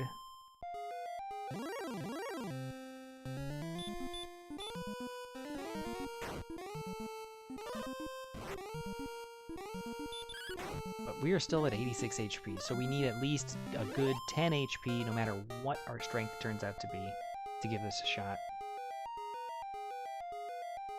3, 1, 2, 4. Nope.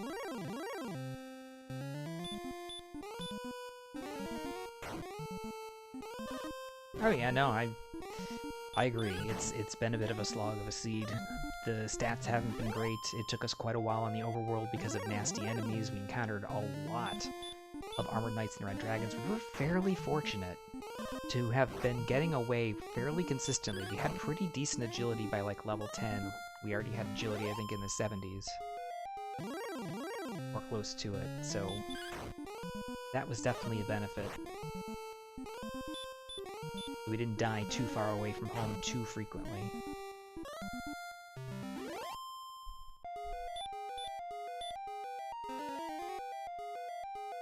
But we also did the smart thing, and we did try to grind as much as we could, when we could.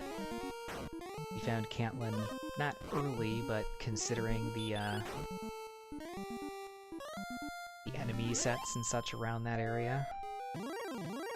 Not too bad. We got our grind done. Bought our stuff. Alright, I appreciate the good luck, Typhal Hunt, and enjoy Spider-Man No Way Home. I've heard good things, I haven't seen it myself, but hopefully you enjoy it. Report back to us, of course. We'll catch you next time. Hopefully we'll pull a win out of here.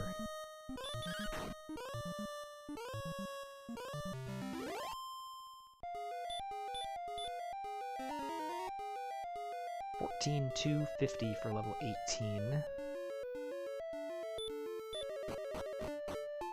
Next trip should do it. Question is, will that be enough?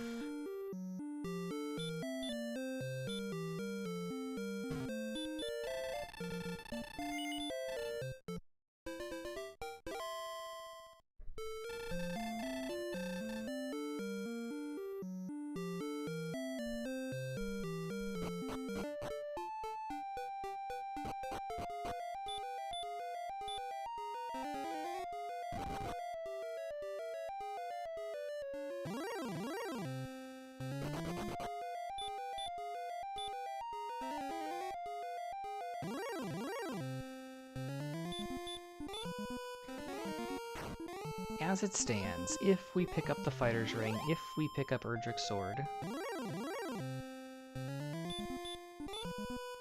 it's about 18-ish attacks to win with 13 heal mores. We don't need much more strength. Maybe about 5 or so? But we still need a good 7-8 HP.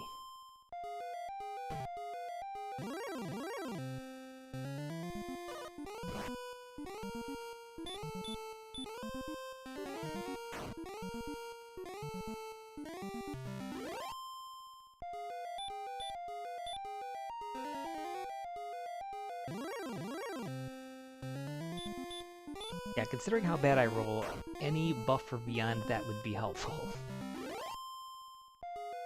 Like 5 and 8 would probably be minimums, and that's assuming we pick up the Fighter's Ring. That 2 attack power, it doesn't seem like it's a lot because it's basically the equivalent of 2 strength. But in this range, it actually does make a difference.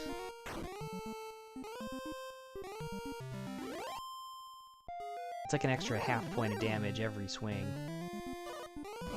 And when you're talking about attacking 15, 16 times, you know, that's another 7, 8 points of damage over the course of the fight.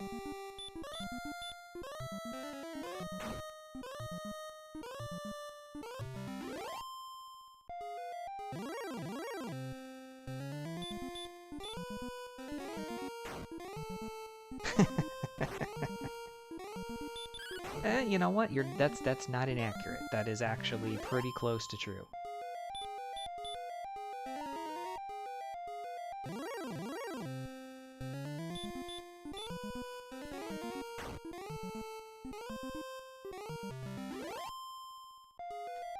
Well, if we go based on our current stats, we can do 2 to 5 damage.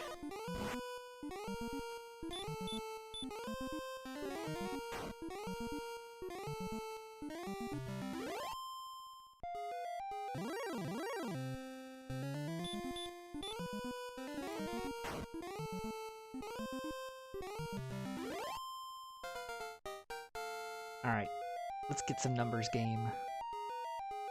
4076.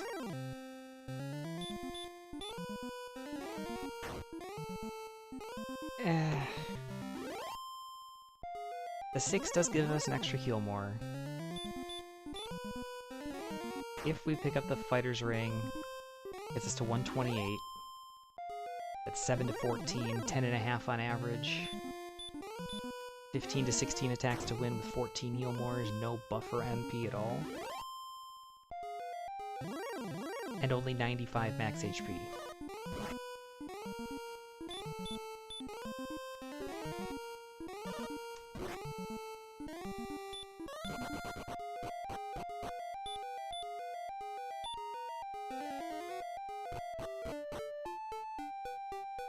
What I could do is I could dive and grind. That's an option.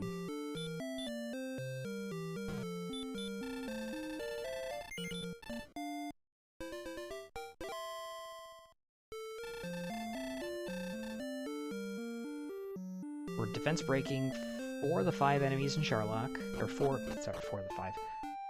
4 of the 10 enemies in Sharlock, so we can pretty easily just fight them. Oh no, I have to go up and over. I'm thinking I'm at Hawk's Nest, I'm not.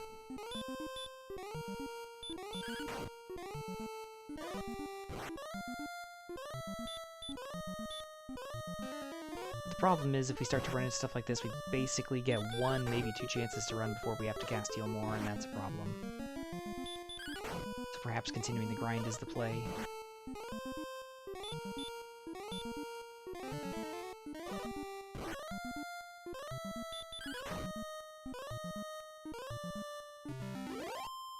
Next level's at 16,500.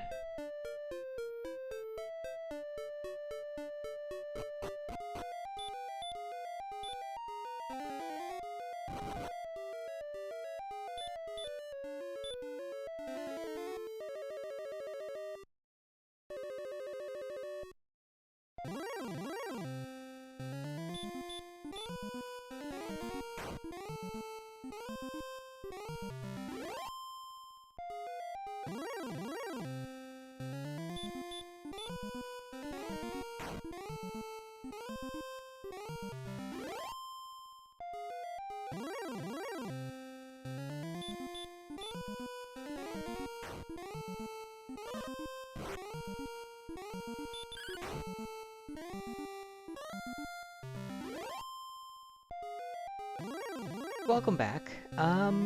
We have borderline stats right now. Again, we still need to go in and pick up Fighter's Ring, hopefully, and Erdrick's Sword, definitely. If we get both, we'll be at 128 attack power. So 7 to 14, 10.5 average, 15, 16 attacks to win, 112 MP, so 14 heal more. So doable. Problem is 95 max HP. And we do have to do the digging. If we run into Armored Knights or Red Dragons, we can basically fail to run once, maybe twice, before we have to start burning heal mores, and we really have maybe one to spare. So it seems like the more reasonable thing to do would be to grind another level out. Considered going and doing a dive and grind. I'm defense breaking Werewolf, Green Dragon, Star Wyvern, and Wizard. And immediately ran into a Red Dragon on the overworld and decided, yeah, maybe no.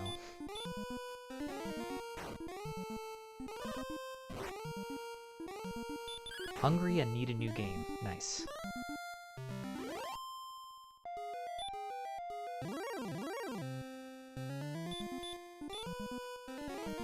I've claimed so many free games through Epic Game Store, and the very first one I ever played was what I streamed a couple weeks ago, which was Rogue Legacy, because they just came up with Rogue Legacy 2. And that's been fun. 2152. Wow. What a trash level.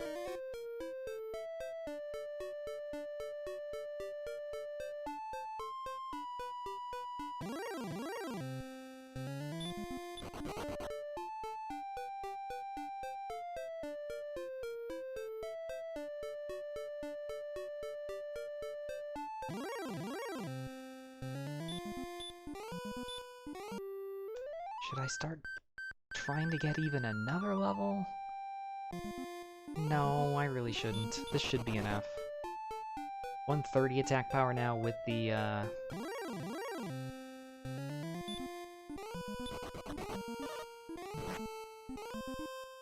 with the Fighter's Ring. 7 to 15, 11 on average, 14, 15 attacks to win, 14 heal mores. Should be good.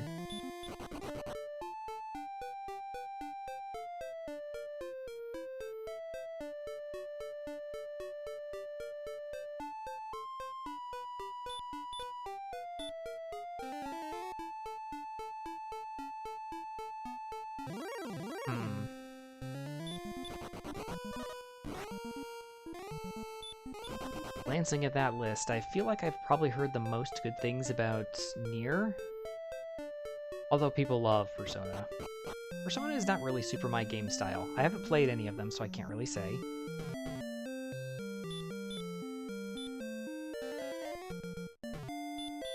Yakuza 0, again, haven't played it, looks fantastic. Looks like a lot of fun. Good story.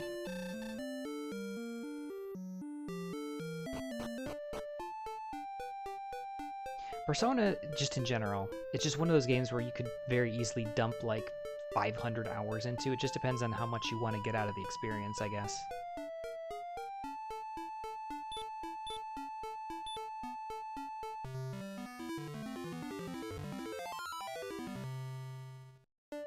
Then again, I've played this for way more than 500 hours, and it's a simple-ass game from 1986, so what do I know?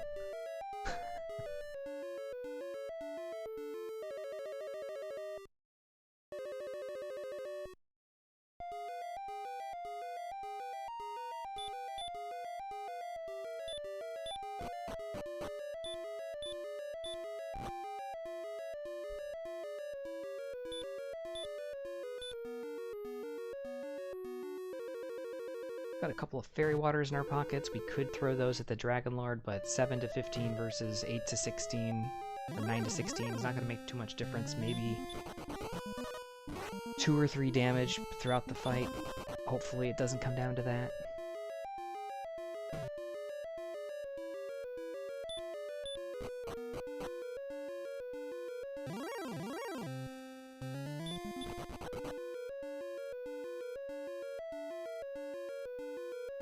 You mean for the prompt, like on-screen prompts, OAG?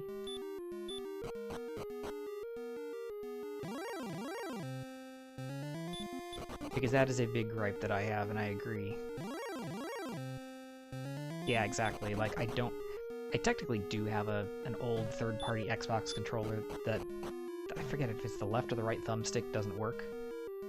but it's also old enough that, you know how like old plastic gets that goopy, or like not old plastic, old rubber gets that like super sticky grossness about it that's like impossible to clean off unless you like just dip the thing in rubbing alcohol and scrub the hell out of it. Yeah, it's meh. Much rather stick with what I have. But yeah, that's definitely an issue that I've run into with a few different things.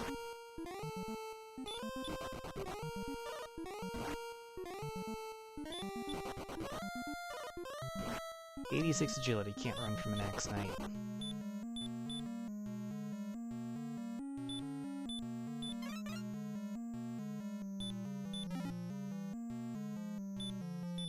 Now there's the death necklace that we don't really care about. The herb, there's the fighter's ring. There's 2 attack power.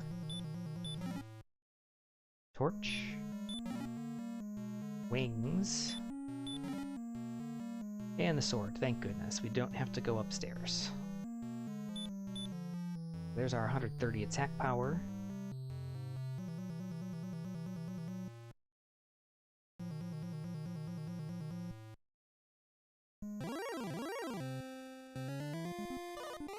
Technically, I do have 2 extra MP. I could cast Repel. But if there's a stone man on the spike tile, I would like to put it to sleep. Theoretically, if there's a golem, I could also try to stop spell it to get rid of the heal more. Probably won't, though. Last chest had the armor in it, that's true. Twice in a row we've avoided having to go upstairs on the last chest. Now, some people pick that chest up first and go in the opposite order that I do. I just tend to pick that one up last. No particular reason. That's 67 damage.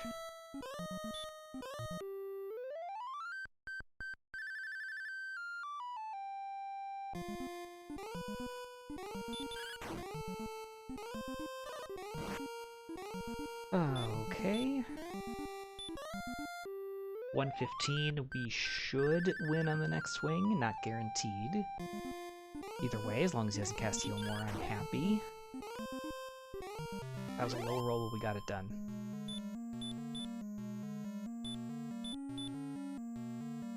Alright. My flautistry pays off. Alright, here we go.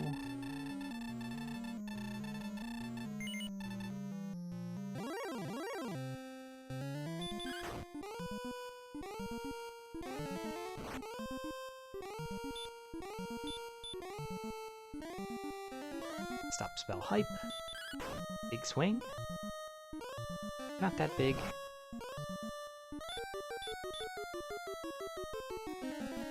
There's the stop spell, love it. Yes. Kirby sharing a palette.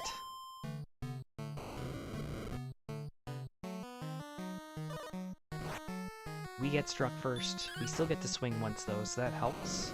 Opening with 9.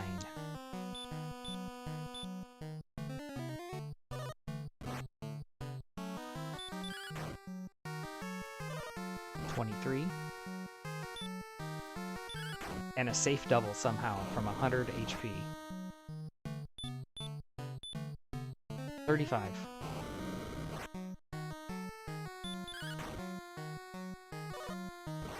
$49.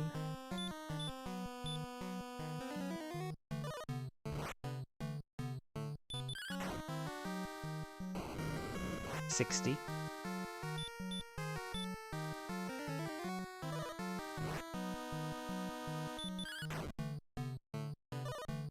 $72.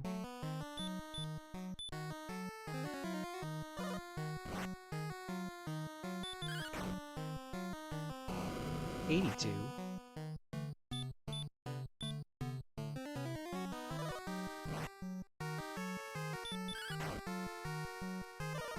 $92.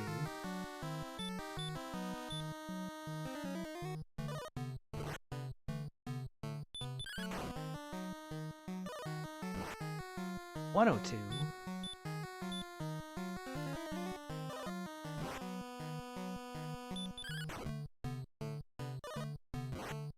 $115.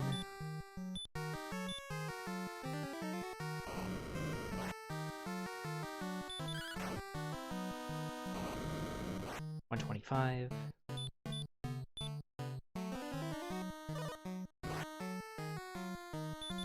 Oh no. Got lucky there. 137. I was not paying attention. I'm kind of like just tired and checked out here. 149.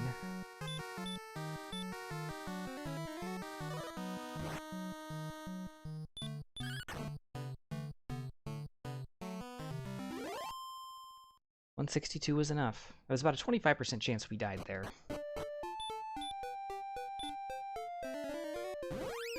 Certainly a lot bigger than the 2% chance when we swung at 49 in the last race, but you know how it go.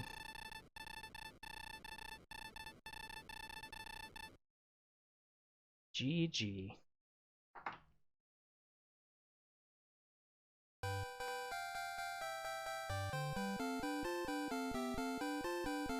It's a small group, but it is a first place finish, 2:01:21 officially.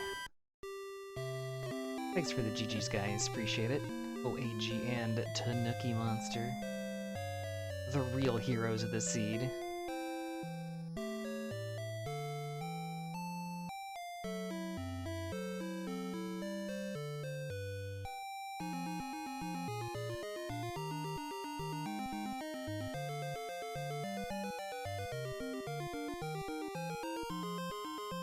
Oh, that's right, we did have a fourth person join. For some reason I was thinking this is only a 3-person race. It was a 4-person race. Forgot that we had one more join the crew late.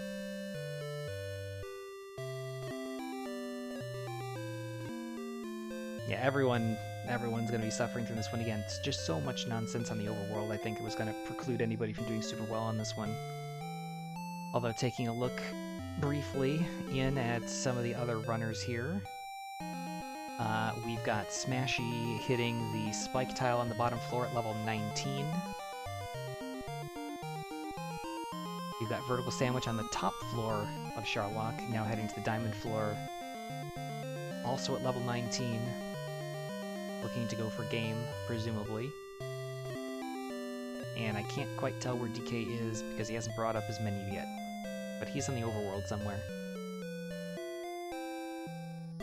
He is at also level 19, so everybody's at 19.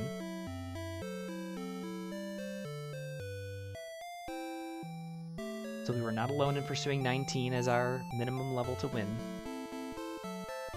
Actually won with a couple heal mores to spare, didn't we? Oh, we did get that free ridiculous double. I don't know, OAG. Not sure. Not sure. I don't want to commit.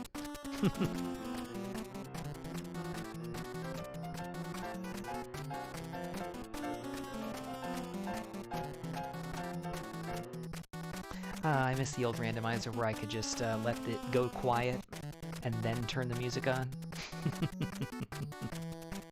Tanuki Monster, thank you so much for the 69-bit puff cheer. I appreciate it. Thank you so much for the continued support.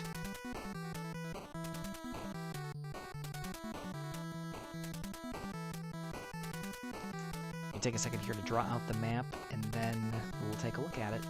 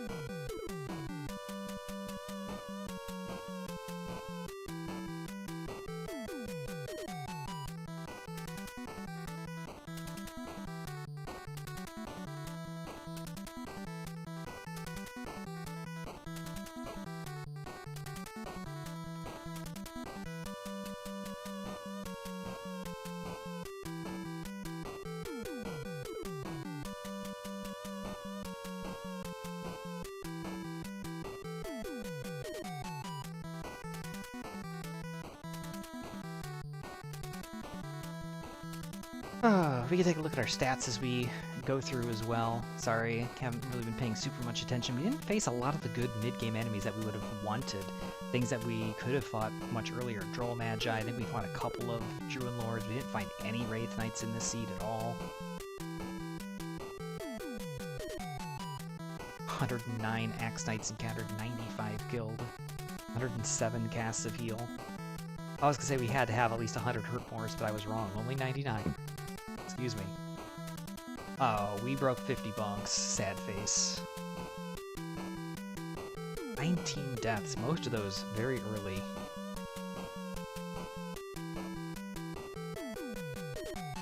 Lots of early game enemies, mostly Zone 2 stuff, Scorpion, Druid, Poltergeist. Although a decent number of Battle Scorpions and Wolves as well, just with the difficult enemies in the overworld and trying to get ourselves into position, stat-wise, to explore further. Good stuff. Alright, give me a minute here, I'll stop the camera and we'll take a look at the map.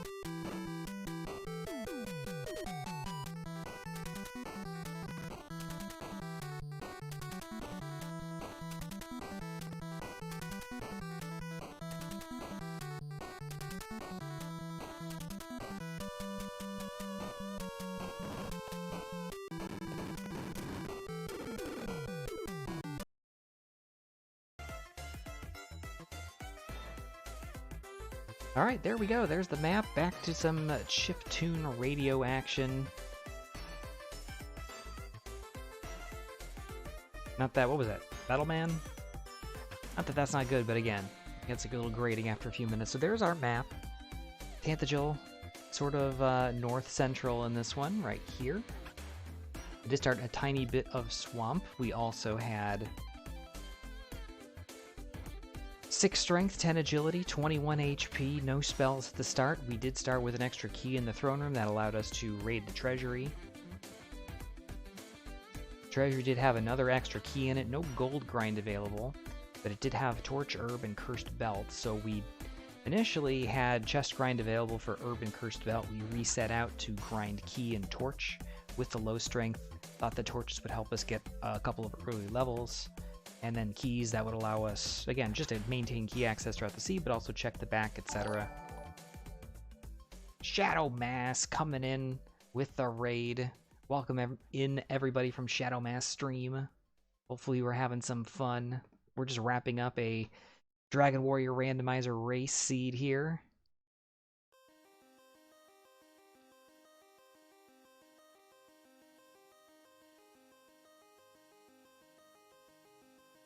Whoops, close enough. Nope, didn't work. There we go. We did it right this time. Sorry about that. But thanks so much for the raid. Welcome in everybody from Shadow Mass Stream. Retro, that could be anything. It could even be Dragon Warrior. What were you streaming? How was it? But welcome in everyone. I'm Diabetes2. I play lots of Dragon Warrior Randomizer. We just finished up a community race. We also do other retro randomizer stuff. Zelda 1 Randomizer is the one of choice that we've been doing a lot of lately, so trying to get a little bit better at that. Of course, we also do Dragon Warrior 2 and 4 Randomizer. We occasionally play Mega Man 2 Rando, SMB 3 Rando, and on a rare occasion we've been known to do some other stuff, some vanilla speedruns of various NES games and some other stuff. Mortal Kombat the movie. Mortal Kombat the movie, the game? Just Mortal Kombat the movie. Sonic, oh boy, Sonic R. That's an experience. It's not a bad idea. It was not a bad idea. It just didn't... I mean, I haven't touched it in 20 years. But the one time I feel like I remember playing it, and then what I've seen of it since then... Again, good idea. It's just seems a little slow and janky, but maybe that's me. I could also be incorrect about that. It's been a minute. But anyway, so we just finished up our race seed here. We did take first place in this 4-person race, so I was pretty happy with that. We're just doing a little bit of a recap here of the seed. Take a look at where we've been. This is my hand-drawn map. In DWR, we do have randomized overworld map as part of standard flags, which is what we were doing tonight. So we have to figure out where we are and where we're going all throughout the seed. So we started off where it says TC here, Tanthagil Castle. That's our home base. We started this one off with meager stats, 6 strength only, so we basically couldn't do damage to much of anything except the very weakest enemy in the game. 21 HP though. We started off with an extra key that allowed us to raid the castle's treasury, which we got more keys and torches, which we can throw in battle, which were a little bit stronger than what we had for just punching. We did have Garen's grave in the basement, which turned into our grave very quickly. We were not able to dig any of the top 3 chests out. Some strong enemies in there, so we just went outside and did a bit of a grind. We did find Erdrick's Tablet Cave just to the southwest. Unfortunately, I think it's just, what did it have in it? Gold, which is fine, but we didn't have any towns nearby to spend it, so no help there. And really, as soon as we left the opening zones, so basically the castle spawns in quote-unquote zone 0, it's only the weakest enemies can be there, and then in the immediately adjacent east-west and north-south zones, those are also limited to what enemies or how difficult and strong they can be. But beyond that, the rest of the entire overworld is completely open as to what we can encounter. Unfortunately, we are bounded on all sides by the strongest enemies in the game outside the final boss. So we were kind of hosed, unfortunately. So we took 19 deaths over the course of this 2-hour seed, which in 2 hours isn't bad, but we also had to grind to an obscene level to win as well. But a lot of early deaths in this one. Eventually we did do some exploration down to the southeast, and we were lucky enough to find the town of Cantlin. Cantlin is good for a couple of reasons. One, we did see eventually that there were some gold chests here in Garen's grave. We do have the ability to glitch chests in this game if we can get to more than 8 chests opened without going to the overworld. Here we were able to do so. And Cantlin has 3 shops, and we were able to buy almost all the best equipment money could buy. We could buy the best sword, the second best armor, and the best shield. So we saw that, got that information, went back home, glitched our chest to get all of our money, and it did take a good 4 or 5 attempts to get back across this big land area that had lots of nasty enemies, to get back down to Cantlin, buy our stuff, and then be off and running. Down to the south from there, we found the town of Cole, which is where we found our Stones of Sunlight. That was our quest item number 2. Erdrick's Token was the first. We got that at the start of the game. And then down to the town of Breckenary, which we literally walked into, walked out of, and never saw again. We did go down here to the south. We saw this cave. Turned out to be the Staff of Rain turn-in, but we did not actually get in because we took a death about 3 or 4 steps away, sadly. So we did not come back here for quite a while. Down to the south, we did find the Stones of Sunlight Cave, which didn't have anything of significance. We found just past that the town of Hawksness, which at our level, which is around level 10 or 11, we had very little in the way of HP. We had no chance of really fighting and defeating anything in there. So we kind of kept walking. We found Charlotte Castle, which is where the final boss lives in the final dungeon. We kept walking up to the north. We found the town of Garenham and its 3 chests. We have affectionately labeled there the Jerk, aka the Rainbow Drop Turn-In Cave. We didn't have all the pieces of the puzzle yet, so we couldn't go there. And then the Mountain Cave, which we full dove and found nothing of note. So at that point, we were still in need... Oh, but in Garenham, we did find the Silver Harp, which was our last item, but we needed to trade it in first. So we did have 2 caves that we had yet to find, the Swamp Cave and the Staff Cave. We did have, again, eyes on this cave down here. We did try to loop around. We ended up finding this nestled area here that was separate, that had the remaining cave and the town of Remulder. At this point, we still didn't have either Erdrick's armor or sword. We did not find them in Remulder. We did go through the Swamp Cave once just to see what was on the other side, and it wasn't anything of significance. We just wanted to see if it was this cave or not, because we hadn't been in this cave yet. If it was, then we know our Staff Cave is somewhere over here to the west. If it didn't, we knew this was the Staff Cave. We knew this was somewhere else, so we knew that this is the cave that we needed to seek out. So we did. We did our turn in there, went all the way back to the northwest, turned in there, and then we were in grind and go mode. We needed stats, and we needed a lot of them. I think we were only about level 10 or 11 at the time, so we needed a good 8 full levels of grinding. That is about 17,000 experience points. And we're doing that in increments of about 130. So we killed well over 100, or about 100 Axe Knights in this seed, a couple other enemies to top off. We needed to get all the way to level 19. We found Erdrick's armor in the town of Hawksness.